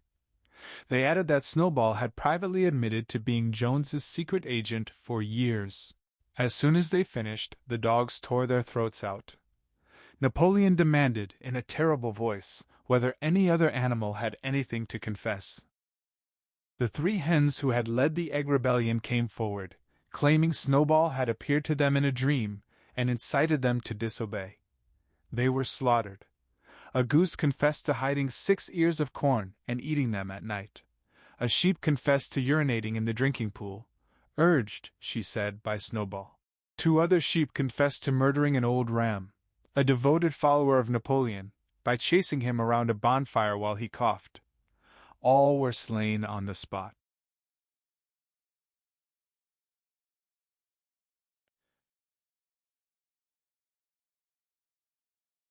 Confessions and executions continued until a pile of corpses lay before Napoleon's feet, and the air grew thick with the smell of blood, unknown there since Jones's expulsion. When it was over, the remaining animals except pigs and dogs crept away in a body, shaken and miserable. They couldn't decide which was more shocking, the treachery of those who had sided with Snowball, or the cruel retribution. In the old days, bloodshed had been terrible, but this felt far worse, happening among themselves. Since Jones left, no animal had killed another, not even a rat. They made their way to the knoll where the half-finished windmill stood and lay down together, huddling for warmth. Clover, Muriel, Benjamin, the cows, the sheep, a flock of geese and hens. Everyone except the cat, who had vanished just before Napoleon ordered the assembly. For a long time no one spoke. Only Boxer remained on his feet, fidgeting, swishing his tail, occasionally whinnying in surprise. Finally he admitted he didn't understand how such things could happen on their farm. It must be some fault in themselves. The solution, as he saw it, was to work harder. From now on he would get up a full hour earlier. Then he lumbered off to the quarry, collected 2 loads of stone, dragged them to the windmill, and only then retired for the night. The animals huddled around Clover in silence. From the knoll they could see most of the farm. The long pasture down to the road, the hayfield, the spinney, the drinking pool, the green young wheat, the red roofs with smoke curling from chimneys. A clear spring evening. The low sun gilded the grass and bursting hedges. Never had the farm, and with surprise they remembered it was their own, every inch their property, seemed so desirable. Clover's eyes filled with tears. If she could have spoken, she would have said this was not what they had aimed for when they set out to overthrow humans. These scenes of terror and slaughter were not what they had looked forward to on the night old Major stirred them to rebellion. Her picture of the future had been a society of free animals, all equal, each working according to capacity, the strong protecting the weak, as she had protected the lost ducklings with her foreleg. Instead, without knowing why, they had come to a time when no one dared speak his mind, when growling dogs roamed everywhere, and comrades were torn to pieces after confessing to shocking crimes. She had no thought of rebellion. She knew they were still far better off than in Jones's day, and that above all they must prevent the humans from returning. Whatever happened, she would remain faithful, work hard, follow orders and accept Napoleon's leadership. But still, this was not what she and the others had hoped and toiled for. Not what they had built the windmill and faced Jones's bullets for. She lacked the words, so instead she began to sing Beasts of England. The others joined in. They sang it 3 times, tunefully, but slowly and mournfully, unlike ever before. Just as they finished, Squealer approached with 2 dogs, looking important. He announced a special decree from Comrade Napoleon. Beasts of England was abolished. From now on it was forbidden to sing it. Muriel cried out, asking why. Squealer answered stiffly that it was no longer needed. The rebellion was completed, the afternoon's executions the final act. The song had expressed longing for a better society, but that society was now established. It had no further purpose. Some animals, frightened though they were, might have protested, but the sheep immediately began their usual bleating of 4 legs good, 2 legs bad, which went on for several minutes and shut down the discussion. Beasts of England was heard no more. In its place the poet Minimus composed another song praising Animal Farm as safe from harm. They sang it every Sunday morning after hoisting the flag, but somehow neither the words nor the tune ever felt to the animals as Beasts of England had. A few days later, once the terror of the executions faded, some animals began to recall, or believed they recalled, the 6th commandment. No animal shall kill any other animal. None dared mention it near pigs or dogs, but the unease sat among them that the recent killings didn't fit. Clover asked Benjamin to read the commandment. He refused, as always, to meddle, so she fetched Muriel. Muriel read it aloud. No animal shall kill any other animal without cause. Those last two words had somehow slipped from memory. Now they saw the commandment remained unbroken. Clearly, executing traitors allied with Snowball counted as cause. The year pushed them harder than ever. Rebuilding the windmill with walls twice as thick, finishing on schedule, and running the farm demanded tremendous labor. Some days it seemed to the animals that they worked longer hours and ate no better than under Jones. On Sunday mornings, Squealer would hold down a long strip of paper and read figures proving food production had increased 200, 300, 500%. The animals saw no reason to disbelieve. They could no longer clearly remember conditions before the rebellion. Still, some days they would have preferred less figures and more food. All orders now came through Squealer or another pig. Napoleon appeared publicly no more than once every 2 weeks. When he did appear, his dogs attended him, along with a black cockerel who marched in front like a trumpeter, letting out a loud crow before Napoleon spoke. Inside the farmhouse, it was said, Napoleon occupied separate apartments. He ate alone, 2 dogs waiting on him, always using the Crown Derby dinner service from the drawing-room glass cupboard. The gun would now be fired every year on Napoleon's birthday, in addition to the other 2 anniversaries.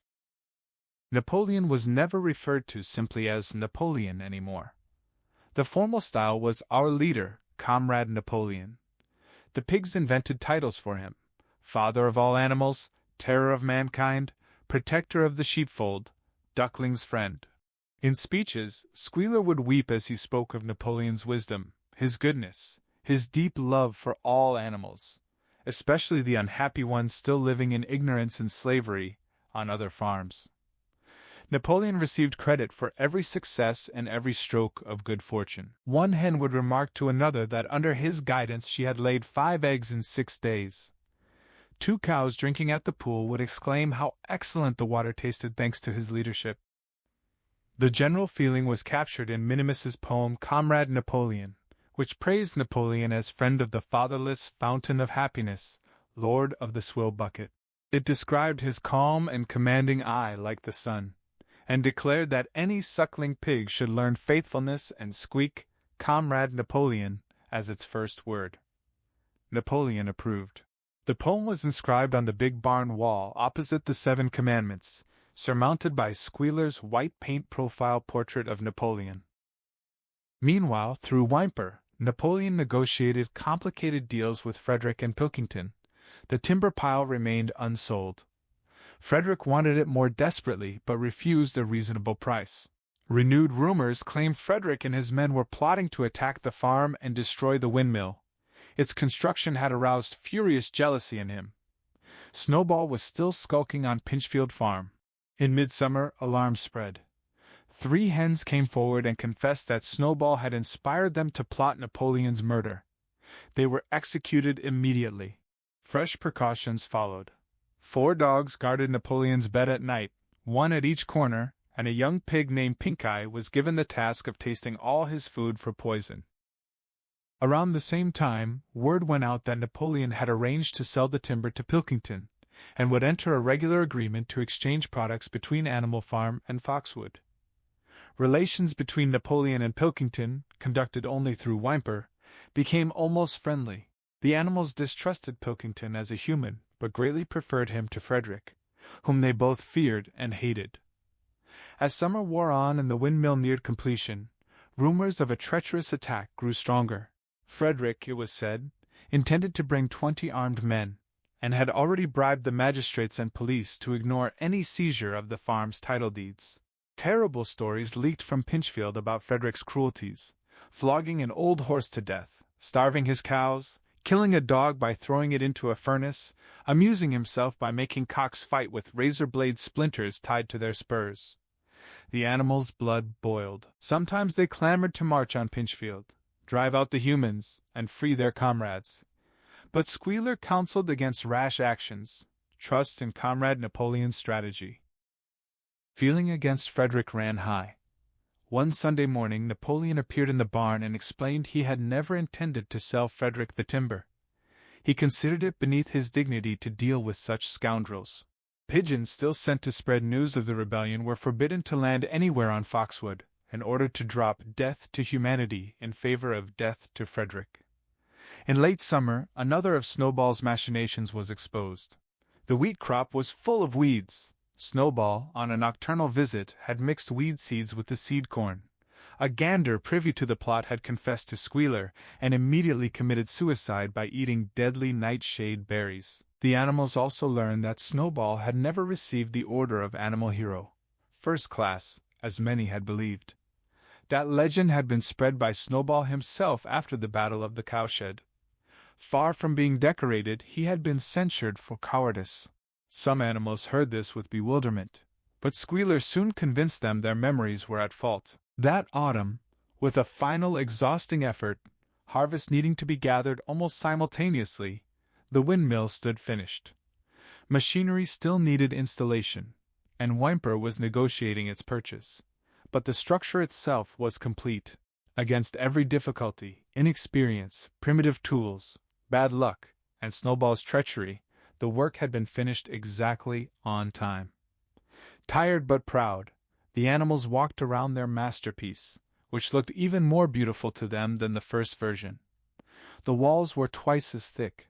Nothing short of explosives could bring them down. Thinking of their labor, the discouragements overcome, and the enormous difference the turning sails and running dynamos would make, their exhaustion lifted.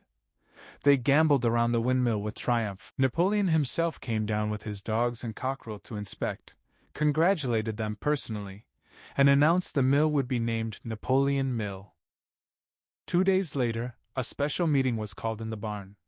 The animals stood stunned when Napoleon announced he had sold the timber to Frederick.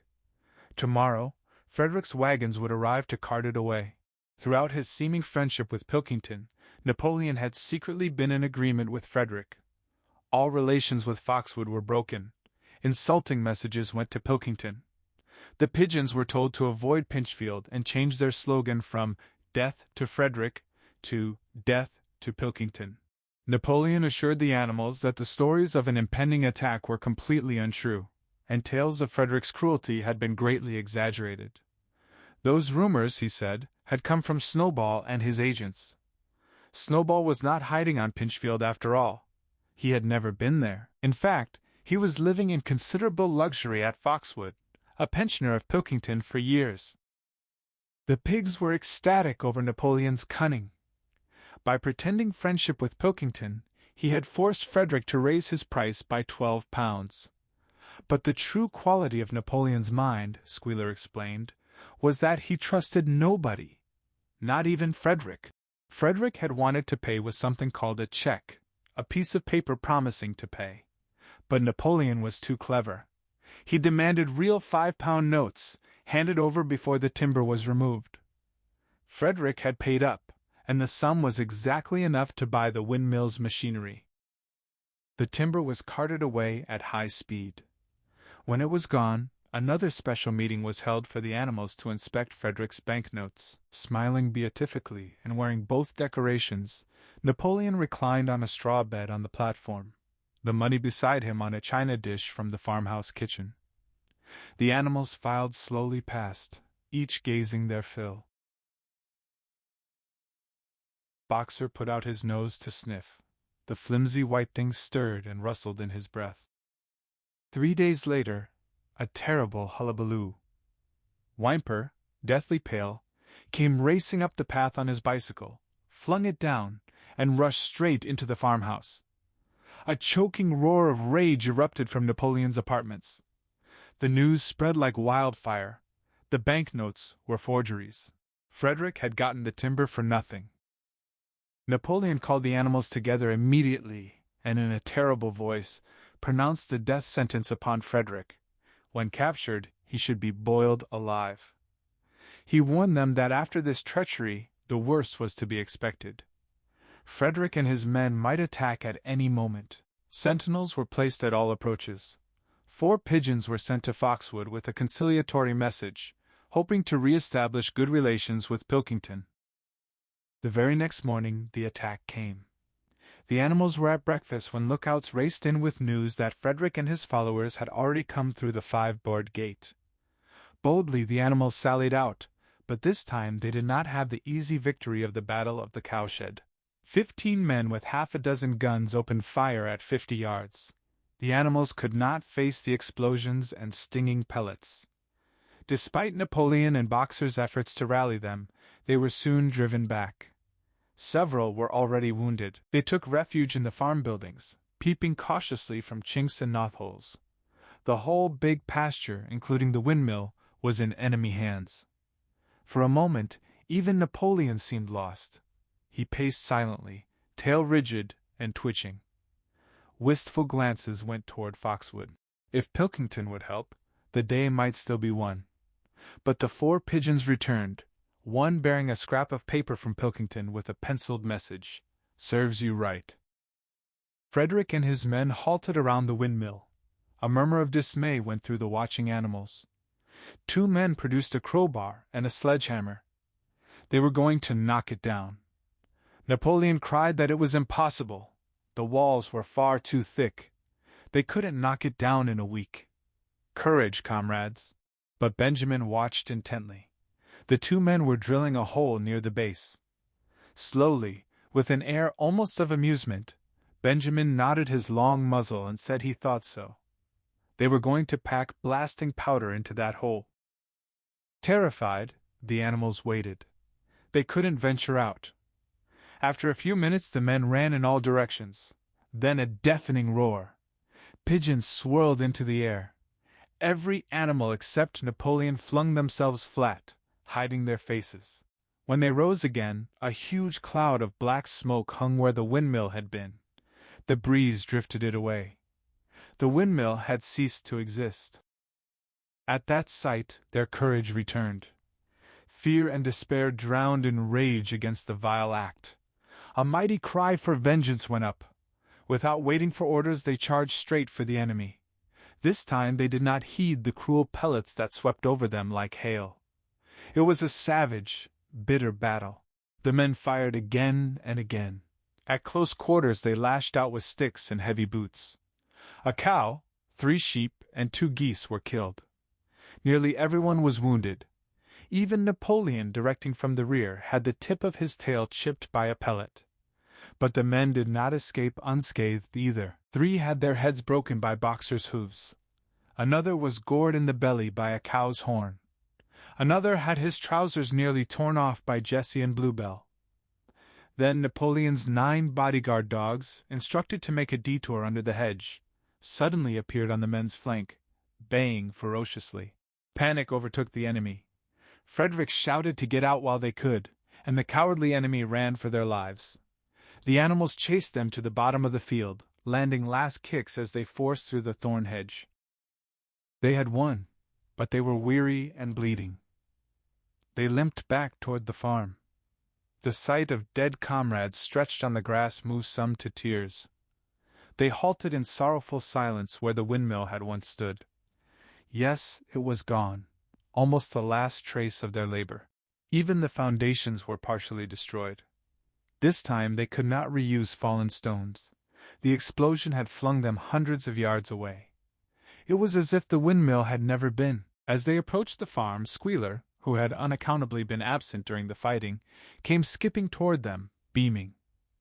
From the direction of the farm buildings came the solemn booming of a gun. Boxer asked what the firing was for. Squealer cried that it celebrated their victory.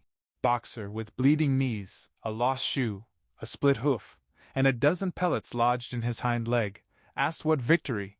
The enemy had destroyed the windmill they had worked on for 2 years. Squealer dismissed that. They would build another, even 6 if they felt like it. The enemy had occupied this very ground, and now, thanks to Napoleon's leadership, they had won every inch back again. Boxer said that meant they had won back what they had before. Exactly, said Squealer. That was their victory. They limped into the yard. The pellets under Boxer's skin smarted painfully. He saw ahead the heavy labor of rebuilding from the foundations, and in imagination braced himself for the task. But for the first time, it occurred to him that he was 11 years old, and perhaps his great muscles were not quite what they had once been. When the animals saw the green flag flying, heard the gun fire again, 7 times in all, and heard Napoleon's speech congratulating them on their conduct. It did seem to them after all that they had won a great victory. The slain animals were given a solemn funeral. Boxer and Clover pulled the wagon hearse. Napoleon walked at the head. 2 whole days of celebrations followed. Songs, speeches, more gunfire, a gift of an apple for every animal, 2 ounces of corn for each bird, 3 biscuits for each dog. The battle would be called the Battle of the Windmill. Napoleon had created a new decoration, the Order of the Green Banner, which he conferred upon himself. In the general rejoicings, the unfortunate affair of the banknotes was forgotten.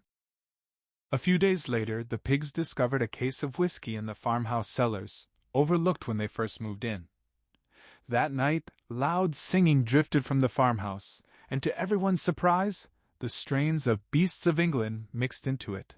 Around 9:30, Napoleon emerged from the back door wearing one of Mr. Jones's old bowler hats, galloped rapidly around the yard, and disappeared back inside. By morning, a deep silence hung over the farmhouse. No pigs stirred. Nearly 9 o'clock when Squealer appeared, walking slowly and dejectedly, eyes dull, tail limp, appearing seriously ill. He called the animals together and told them Comrade Napoleon was dying. A cry of lamentation went up. Straw was laid outside the farmhouse doors. The animals walked on tiptoe, asking each other through tears what they would do if their leader were taken. A rumor spread that Snowball had somehow poisoned Napoleon's food. At 11, Squealer announced that as his last act on earth, Napoleon had decreed that drinking alcohol would be punished by death. By evening, Napoleon seemed somewhat better. The next morning, Squealer reported he was well on the way to recovery. By that evening, Napoleon was back at work. The following day, it became known he had instructed Whymper to buy booklets on brewing and distilling. A week later, Napoleon ordered that the small paddock beyond the orchard, previously intended as a grazing ground for animals past work, be plowed up. The official story was that the pasture was exhausted and needed reseeding, but it soon became known that Napoleon intended to sow it with barley. About this time, a strange incident occurred that hardly anyone could understand. Around midnight, a loud crash in the yard sent the animals rushing from their stalls. Moonlit night. At the foot of the big barn wall where the 7 commandments were written, lay a ladder broken in 2 pieces. Squealer, temporarily stunned, sprawled beside it, near a lantern, a paintbrush, and an overturned pot of white paint. The dogs immediately formed a ring around Squealer and escorted him back to the farmhouse once he could walk. None of the animals could make sense of it except old Benjamin, who nodded knowingly and seemed to understand but said nothing. A few days later, Muriel read the 7 commandments to herself and noticed another they had remembered wrong. They had thought the 5th commandment was no animal shall drink alcohol, but 2 words had been forgotten. Actually, it read, no animal shall drink alcohol to excess. Boxer's split hoof took a long time to heal. They started rebuilding the windmill the day after the victory celebrations ended. Boxer refused even a day off, making it a point of honor not to show pain. Evenings, he admitted privately to Clover that the hoof troubled him greatly. Clover treated it with poultices of chewed herbs, and she and Benjamin urged him to work less hard. A horse's lungs don't last forever, she said. Boxer wouldn't listen. He had only one real ambition left, to see the windmill well underway before he reached retirement age. When the laws of Animal Farm were first formulated, retirement ages had been set. Horses and pigs at 12, cows at 14, dogs at 9, sheep at 7, hens and geese at 5. Liberal old-age pensions had been agreed upon. No animal had actually retired yet, but the subject was discussed more and more. Now that the small field beyond the orchard had been set aside for barley, it was rumored that a corner of the large pasture would be fenced off for superannuated animals. For a horse, the pension would be 5 pounds of corn a day, 15 pounds of hay in winter, and a carrot or possibly an apple on public holidays. Boxer's 12th birthday was due the following late summer. Life was hard. The winter was as cold as the last, and food even shorter. all rations were reduced again, except for pigs and dogs. Squealer explained that too rigid equality in rations would contradict animalism. He had no trouble proving to the others that they were not actually short of food, whatever appearances suggested. A readjustment of rations had been necessary. He always called it a readjustment, never a reduction. But compared to Jones's day, the improvement was enormous. Reading figures in a shrill, rapid voice, he proved they had more oats, more hay, more turnips than under Jones, worked shorter hours, had better drinking water, lived longer, lost fewer young, had more straw, and suffered less from fleas. The animals believed every word. Jones and all he stood for had almost faded from their memories. They knew life was harsh and bare, that they were often hungry and cold, that they worked when not asleep. But doubtless it had been worse in the old days. They were glad to believe so. Besides, they had been slaves then and were free now. That made all the difference, as Squealer never failed to point out. Many more mouths to feed. In autumn, the 4 sows had all littered at once, producing 31 young pigs between them. The young pigs were piebald. Since Napoleon was the only boar, their parentage was guessable. It was announced that later, after bricks and timber were purchased, a schoolroom would be built in the farmhouse garden. For now, Napoleon himself instructed the young pigs in the farmhouse kitchen.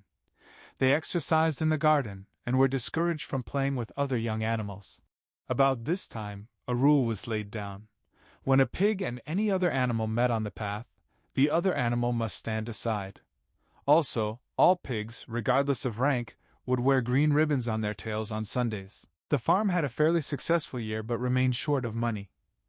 Bricks, sand, and lime for the schoolroom needed purchasing, and saving up again for windmill machinery.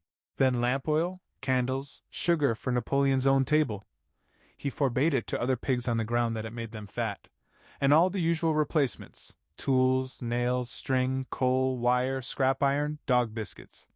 A stump of hay and part of the potato crop were sold off.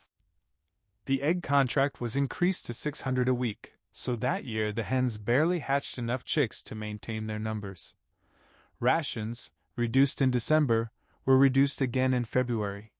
Lanterns in the stalls were forbidden to save oil. The pigs seemed comfortable enough. In fact, they were putting on weight.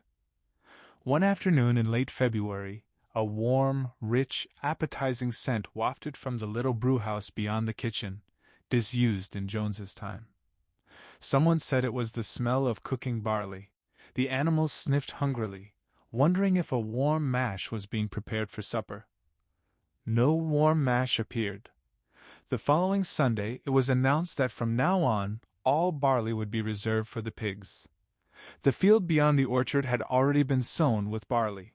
News soon leaked that every pig now received a pint of beer daily, with half a gallon for Napoleon himself, served in the Crown Derby soup tureen. If there were hardships, they were partly offset by greater dignity in life. More songs, more speeches, more processions. Napoleon commanded a weekly, spontaneous demonstration to celebrate the farm struggles and triumphs. At the appointed time, the animals left work and marched in military formation. Pigs leading, then horses, cows, sheep, poultry. Dogs flanked the procession. At the head marched Napoleon's black cockerel. Boxer and Clover always carried a green banner between them marked with the hoof and horn, captioned, "Long live Comrade Napoleon." Afterwards came recitations of poems in Napoleon's honor, a speech by Squealer on the latest food production increases, and occasionally, a gunshot.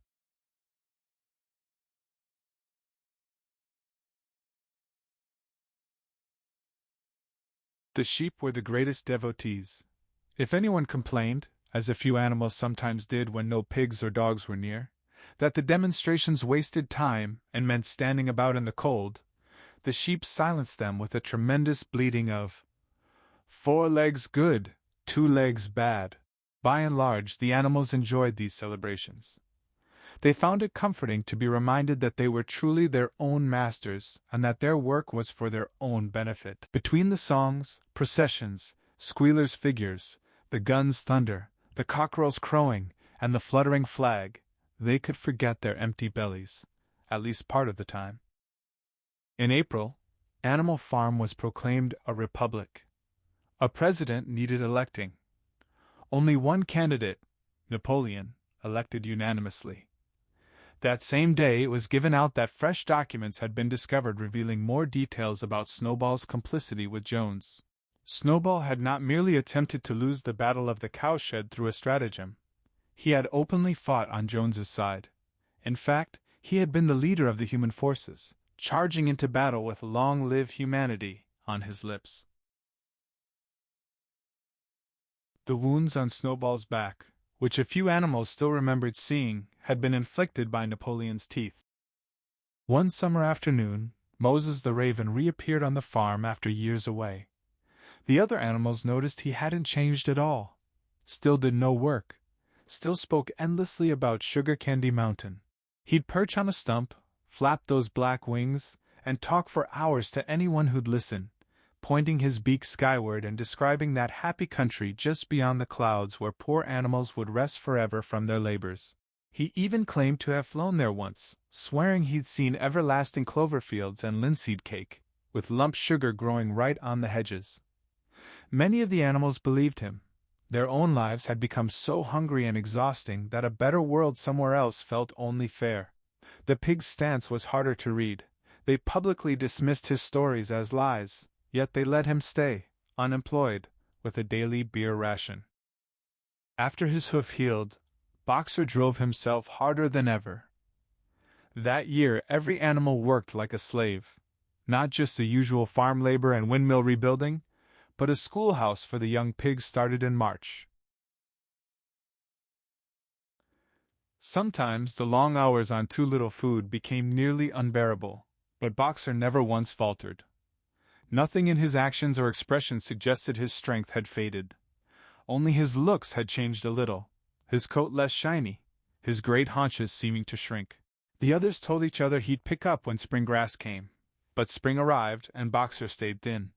Hauling boulders up the quarry slope, bracing every muscle against the weight, it sometimes seemed sheer will kept him standing. At those moments his lips would form his old promise, "I will work harder," though he had no voice left. Clover and Benjamin warned him to take care, but Boxer ignored them. His 12th birthday was near. He didn't care what happened as long as enough stone was stockpiled before he retired. Late one summer evening, a rumor swept the farm. Something had happened to Boxer. He'd gone alone to drag stone down to the windmill. The rumor proved true. Minutes later, 2 pigeons raced in with the news. Boxer had fallen, lying on his side, unable to get up. About half the animals rushed to the knoll. There he lay, still between the cart shafts, neck stretched out, unable even to lift his head. His eyes were glassy, his flanks matted with sweat, a thin trickle of blood from his mouth. Clover dropped to her knees beside him, asking how he was. He answered in a weak voice that it was his lung, but it didn't matter. He thought they could finish the windmill without him. A good store of stone had accumulated. He'd only had another month to go anyway. Truthfully, he'd been looking forward to retirement, and maybe since Benjamin was also growing old, they'd let him retire at the same time to keep Boxer company. Clover insisted they get help at once, sending someone to tell Squealer. All the other animals raced back to the farmhouse. Only Clover stayed, and Benjamin, who lay down at Boxer's side, silently keeping flies off with his long tail. After about 15 minutes, Squealer arrived, full of sympathy. He reported that Napoleon had learned of this misfortune with the deepest distress, and was already arranging to send Boxer to the hospital in Willingdon. The animals felt uneasy. Except for Molly and Snowball, no one had ever left the farm, and the thought of their sick comrade in human hands troubled them. But Squealer easily convinced them the Willingdon vet could treat Boxer far better than they could on the farm. About half an hour later, Boxer had recovered enough to be helped to his feet, and he managed to limp back to his stall, where Clover and Benjamin had prepared a good straw bed. For the next 2 days, Boxer stayed in his stall. The pigs had sent a large bottle of pink medicine from the bathroom chest, and Clover gave it to him twice a day after meals. Evenings, she lay in his stall talking to him, while Benjamin kept off flies. Boxer said he wasn't sorry about what had happened. If he recovered well, he might live another 3 years, and he looked forward to peaceful days in the corner of the big pasture, the first real leisure he'd ever had to study and improve his mind. He intended to spend the rest of his life learning the remaining 22 letters of the alphabet. But Benjamin and Clover could only be with him after working hours. The van came for him in the middle of the day. All the animals were weeding turnips under a pig's supervision when they saw Benjamin galloping from the farm buildings, braying at full voice. The first time anyone had ever seen Benjamin excited, let alone gallop. He shouted for them to come at once, that they were taking Boxer away. Without waiting for orders, the animals broke off work and raced back. In the yard stood a large closed van drawn by 2 horses, lettering on its side, a sly-looking man in a low-crowned bowler hat on the driver's seat. Boxer's stall was empty. The animals crowded around, calling goodbye in chorus. But Benjamin pranced and stamped, shouting they were fools. Didn't they see what was written on the van side? A deadly silence fell. Muriel started spelling it out, but Benjamin pushed her aside and read aloud, Alfred Simmons, horse slaughterer, and glue boiler, Willingdon. Dealer in hides and bone meal. Kennels supplied. He demanded whether they understood. They were taking Boxer to the knackers. A cry of horror burst out. The man on the box whipped up the horses, and the van trotted smartly out of the yard. All the animals followed, screaming. Clover forced her way to the front as the van began to gather speed. She pushed her stout limbs into a canter, crying Boxer's name. Just then, as if he'd heard the uproar, Boxer's face, the white stripe down his nose, appeared at the van's small back window. Clover screamed at him to get out quickly, that they were taking him to his death. All the animals took up the cry, "Get out, Boxer, get out!" But the van was already pulling away. It was unclear whether Boxer understood. A moment later his face disappeared, and a tremendous drumming of hoofs came from inside. He was trying to kick his way out. Once, a few kicks from Boxer would have smashed the van to splinters. But his strength was gone.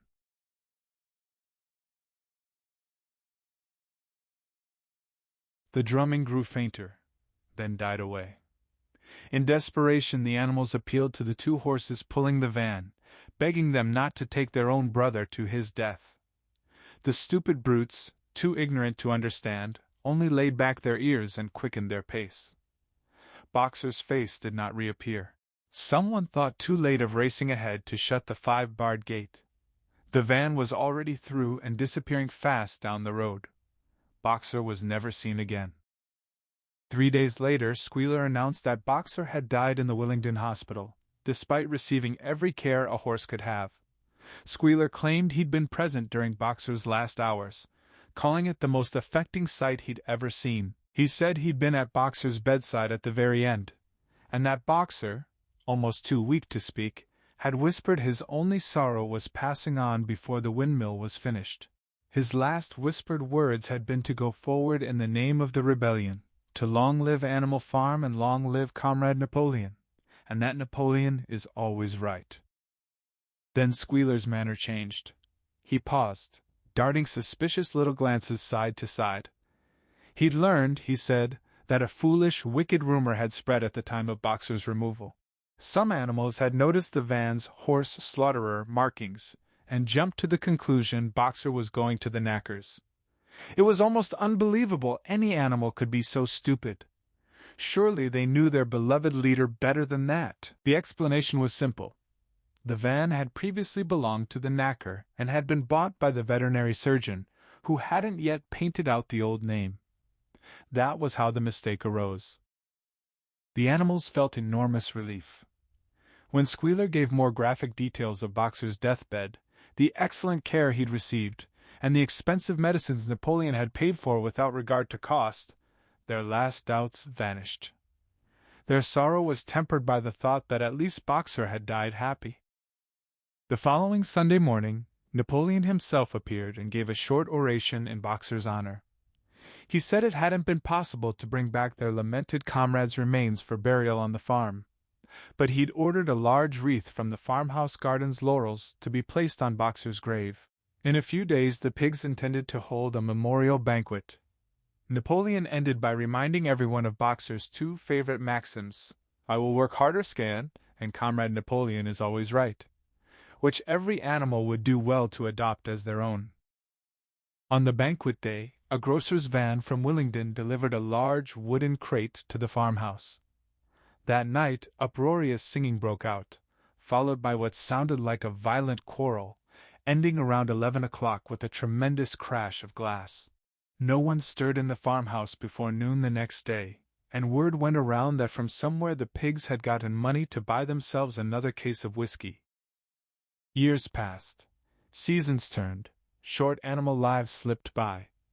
Eventually, aside from Clover, Benjamin, Moses the raven, and a handful of pigs, no one remained who remembered the days before the rebellion. Muriel, Bluebell, Jessie, and Pincher were dead. Jones had also died, in an inebriate's home elsewhere in the county. Snowball and Boxer were forgotten except by the few who'd known them. Clover was now an old, stout mare, stiff in the joints, eyes prone to watering. She was 2 years past retirement age, yet no animal had ever actually retired. The old talk of a pasture corner for the superannuated had long been dropped. Napoleon had grown into a mature boar weighing 24 stone. Squealer was so fat he could barely see out of his eyes. Only Benjamin remained mostly the same, though grayer around the muzzle, and since Boxer's death, more morose and silent than ever. More creatures lived on the farm now, though the increase was smaller than earlier expectations. Many younger animals knew the rebellion only as a dim legend passed on by word of mouth. Others had been bought from outside and had never heard of it before arriving. Besides Clover, the farm now had 3 horses, fine, willing, good-natured beasts, but very stupid. None could learn past the letter B. They accepted whatever they were told about the rebellion and animalism, especially from Clover, whom they almost worshipped, but it was doubtful they understood much of it. The farm had grown more prosperous and better organized, even enlarged by 2 fields bought from Mr. Pilkington. The windmill was finally completed, and the farm owned its own threshing machine and hay elevator, plus several new buildings. Whymper had bought himself a dog-cart. But the windmill was never used for electrical power.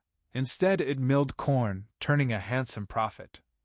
The animals were already hard at work building another windmill. When that one finished, the dynamos would supposedly be installed. Yet the luxuries Snowball had once taught them to dream of, electric lights, hot and cold water in the stalls, a 3-day week, were no longer mentioned. Napoleon had denounced those ideas as contrary to the spirit of animalism. True happiness, he said, lay in hard work and frugal living.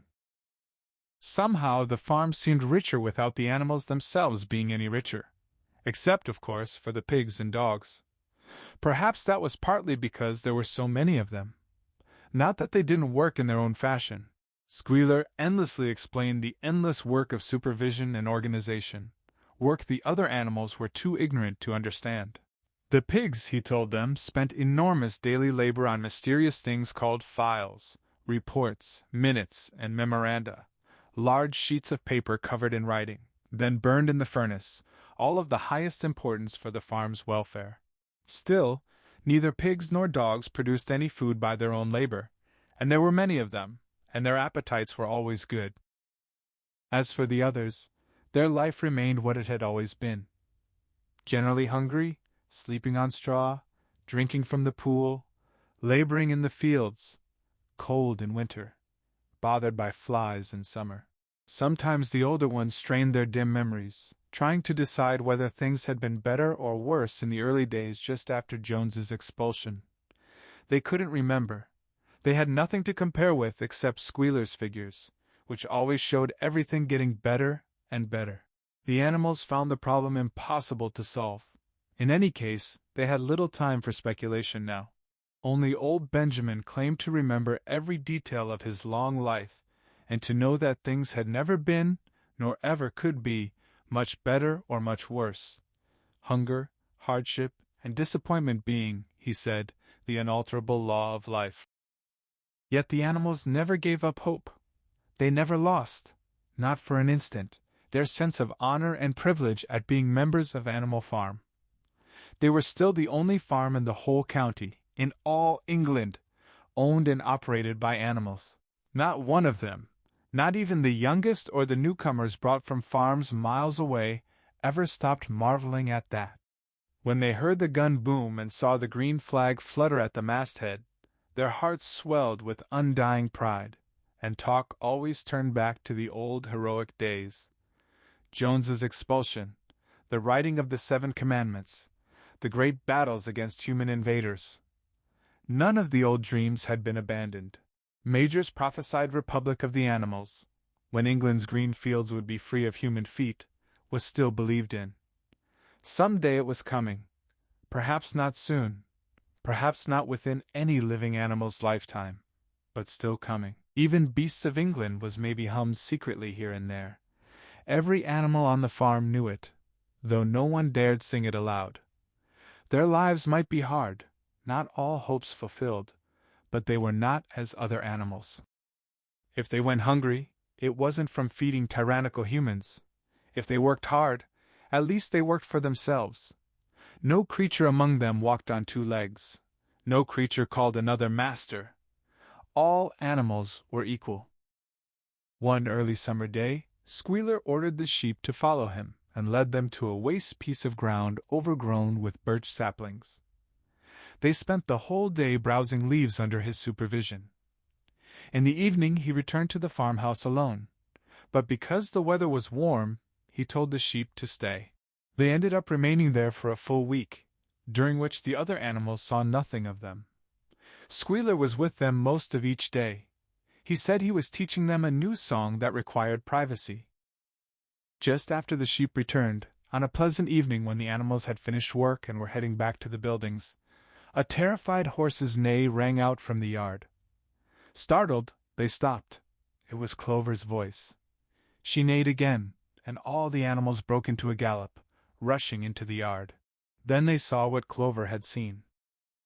A pig walking on his hind legs. It was Squealer. A little awkwardly, as if not quite used to supporting his considerable bulk that way, but with perfect balance he strolled across the yard. A moment later, a long file of pigs emerged from the farmhouse door, all walking on their hind legs. Some did it better than others. 1 or 2 were unsteady and looked like they'd have liked a stick for support, but everyone made it successfully around the yard. Finally, with tremendous baying of dogs and a shrill crow from the black cockerel, Napoleon himself appeared, majestically upright, casting haughty glances side to side, his dogs gambolling around him. He carried a whip in his trotter. Dead silence.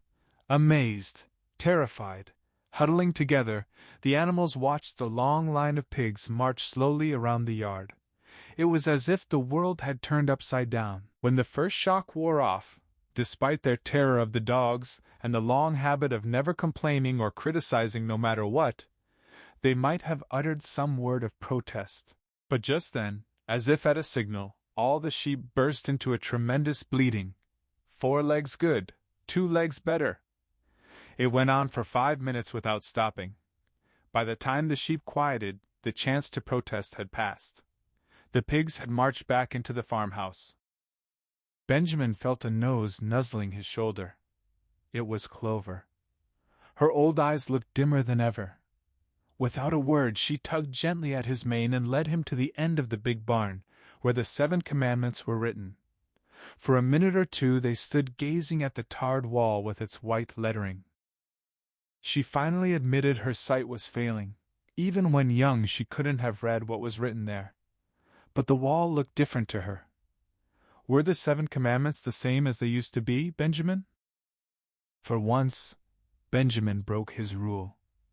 He read aloud what was written on the wall. Only a single commandment remained. All animals are equal, but some are more equal than others. After that, nothing seemed strange. The next day, the pigs supervising farm work all carried whips in their trotters. It didn't seem strange to learn they'd bought themselves a wireless set, were arranging a telephone, and had taken subscriptions to human newspapers. It didn't seem strange when Napoleon was seen strolling in the farmhouse garden with a pipe in his mouth, not even when the pigs took Mr. Jones's clothes from the wardrobes and put them on. Napoleon himself appeared in a black coat, rat-catcher breeches, and leather leggings, while his favorite sow wore Mrs. Jones's Sunday-watered silk dress. A week later, dog carts drove up. A deputation of neighboring farmers had been invited for an inspection tour.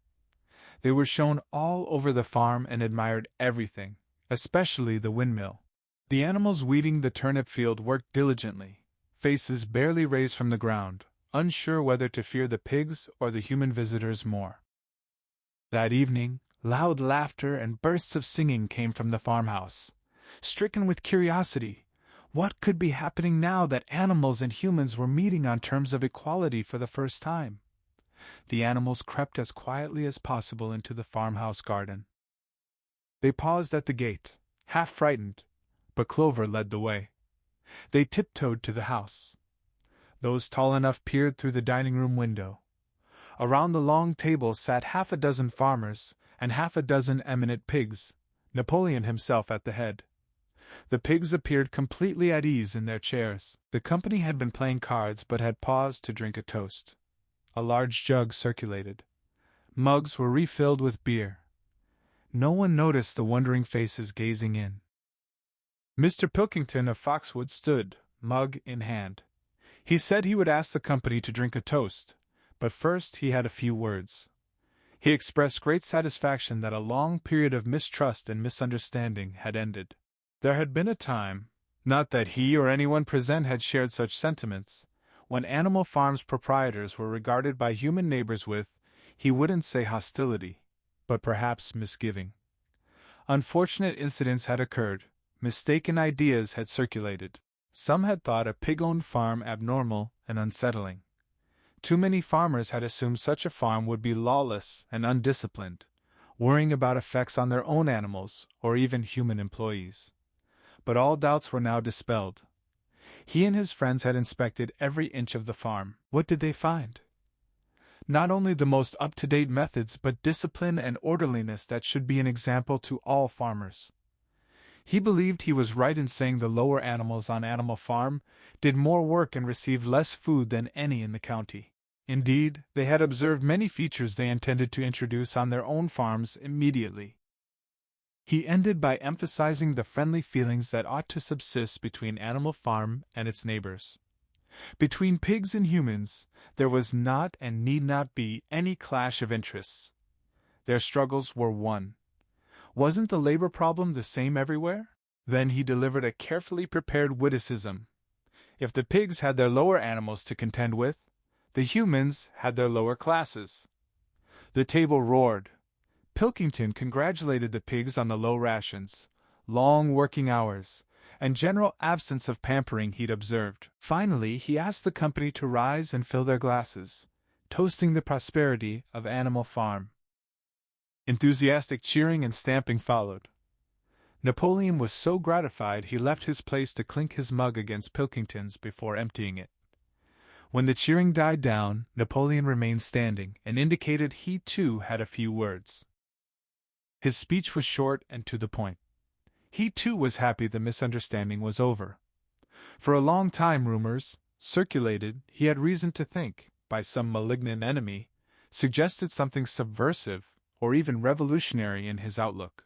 He and his colleagues had been credited with trying to stir up rebellion among animals on neighboring farms. Nothing could be further from the truth. Their sole wish, now and in the past, was to live in peace and normal business relations with their neighbors. The farm he had the honor to control was a cooperative enterprise. The title deeds, in his own possession, were owned jointly by the pigs. He didn't believe any old suspicions still lingered, but certain recent changes in farm routine should promote further confidence. Hitherto, the animals had a foolish custom of addressing each other as comrade. That would be suppressed. There had also been a strange custom, origin unknown, of marching past a boar's skull nailed to a post in the garden. That too would be suppressed. The skull was already buried. His visitors might have observed the green flag from the masthead. They would perhaps have noted that the white hoof and horn previously marked on it had been removed. From now on it would be a plain green flag. He had only one criticism of Pilkington's excellent speech.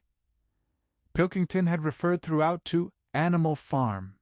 He could not know, for Napoleon was only now announcing it for the first time, that the name Animal Farm had been abolished.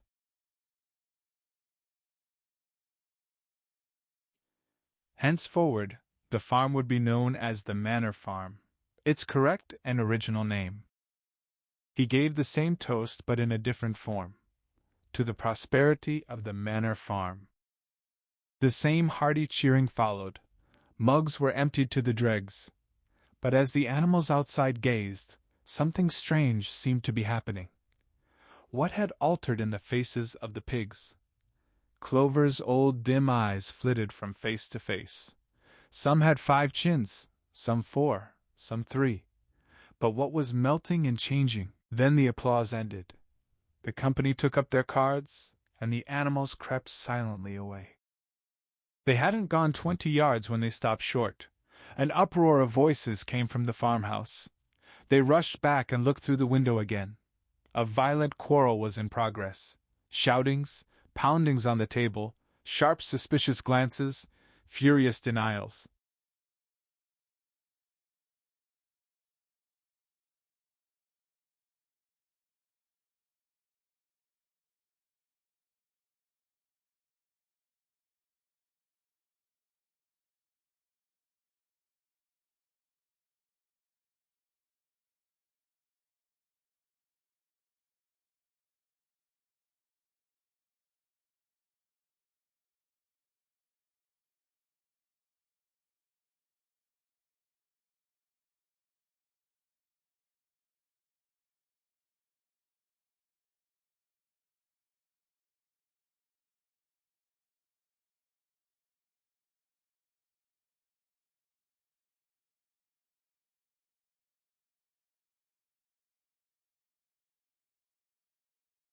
The uproar is an abuse of capped environments.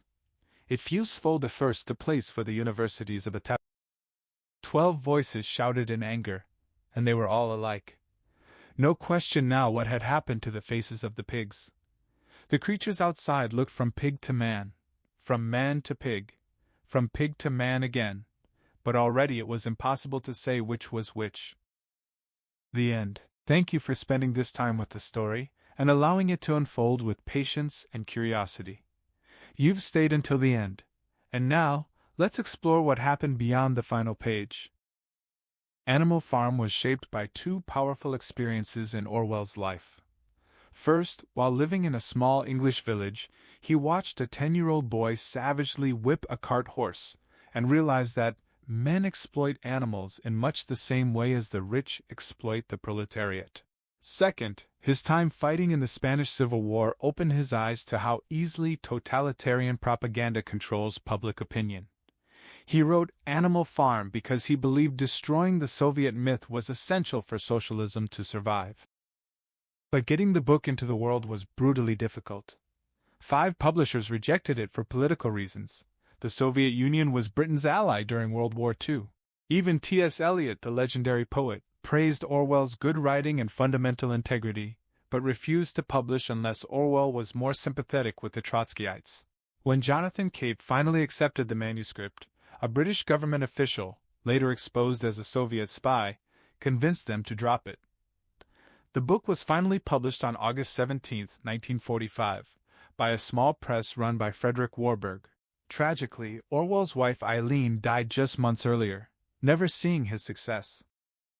The novel has since sold over 20 million copies worldwide, made Orwell a household name, and paved the way for his even more acclaimed follow-up, 1984. Orwell also wrote The Road to Wigan Pier, an homage to Catalonia. Non-fiction works just as respected as his fiction. The adaptation journey. Animal Farm has been adapted for the screen twice, with a third arriving very soon. The 1954 animated version made history as Britain's first animated feature film. Directed by married couple John Halas and Joy Batchelor, it was secretly funded by the CIA as part of an active effort to spread anti-communist propaganda. The film famously changed Orwell's dark ending, where pigs become indistinguishable from humans, to a more hopeful finale where animals overthrow their pig rulers. The CIA approved this change. The 1999 live-action/TV movie featured voices by Patrick Stewart, Kelsey Grammer, and Pete Postlethwaite, using the Babe strategy of filming real pigs and making them talk. It received mixed reviews. And now, Andy Serkis, famed for Gollum in The Lord of the Rings and Caesar in Planet of the Apes, has spent 15 years developing a new animated adaptation. It finally arrives July 2025 from Angel Studios, after premiering at the Annecy Animation Film Festival in June 2025. Behind the scenes, the Serkis adaptation. The voice cast is extraordinary. Seth Rogen as the power-hungry pig Napoleon, Woody Harrelson as the loyal horse Boxer, Glenn Close as Frida Pilkington, plus Laverne Cox, Steve Buscemi, Kieran Culkin, Jim Parsons, Kathleen Turner, Gaten Matarazzo, and Iman Vellani. Serkis chose animation over live action intentionally. In his words, "That allowed us to keep the innocence of the storytelling that the original book had, while being able to say much more than live action would allow." Live action, he believed, would have been darker from the outset. But here's where opinions divide. Critics who've seen the film note significant changes. The script eliminates Old Major entirely, replacing him with a cute piglet named Lucky as the audience surrogate. Napoleon now receives bribes of credit cards and sports cars from a Tesla-driving billionaire. And most controversially, the film adds pratfalls and even a fart joke or two. As one review put it, the result isn't nearly as polished as Illumination or DreamWorks. Fun facts you probably didn't know. Orwell's first word as a child, at just 18 months old, was beastly. He actually owned a pet goat named Muriel, who became the wise goat character in the book. The original full title was Animal Farm, A Fairy Story, dropped by American publishers in 1946. Pink Floyd's 1977 album Animals was directly inspired by Orwell's novel, though it critiques capitalism, not communism. The book was banned in all Eastern Bloc countries until the collapse of communism in 1989. In 1984, famed children's illustrator Quentin Blake, known for Roald Dahl's books, illustrated a special edition. The original novel still holds layers that only the written word can fully reveal. Orwell's prose is lean, precise, and devastating. Every sentence carries weight. If you've only seen the adaptations, the book will surprise you. If you enjoyed this retelling, subscribing helps support the creation of more stories like this. And I'd love to hear your thoughts, whether appreciation, criticism, or your own interpretation. All feedback is welcome. If this story moved you, consider sharing it with someone who needs to hear it. Stories like Animal Farm endure because they ask uncomfortable questions about power, about betrayal, about who really holds the leash. Orwell once wrote that the destruction of the Soviet myth was essential. Today, the myth may have changed, but the questions remain. And that's why, 80 years later, we're still listening. Thank you for being here. Until the next story.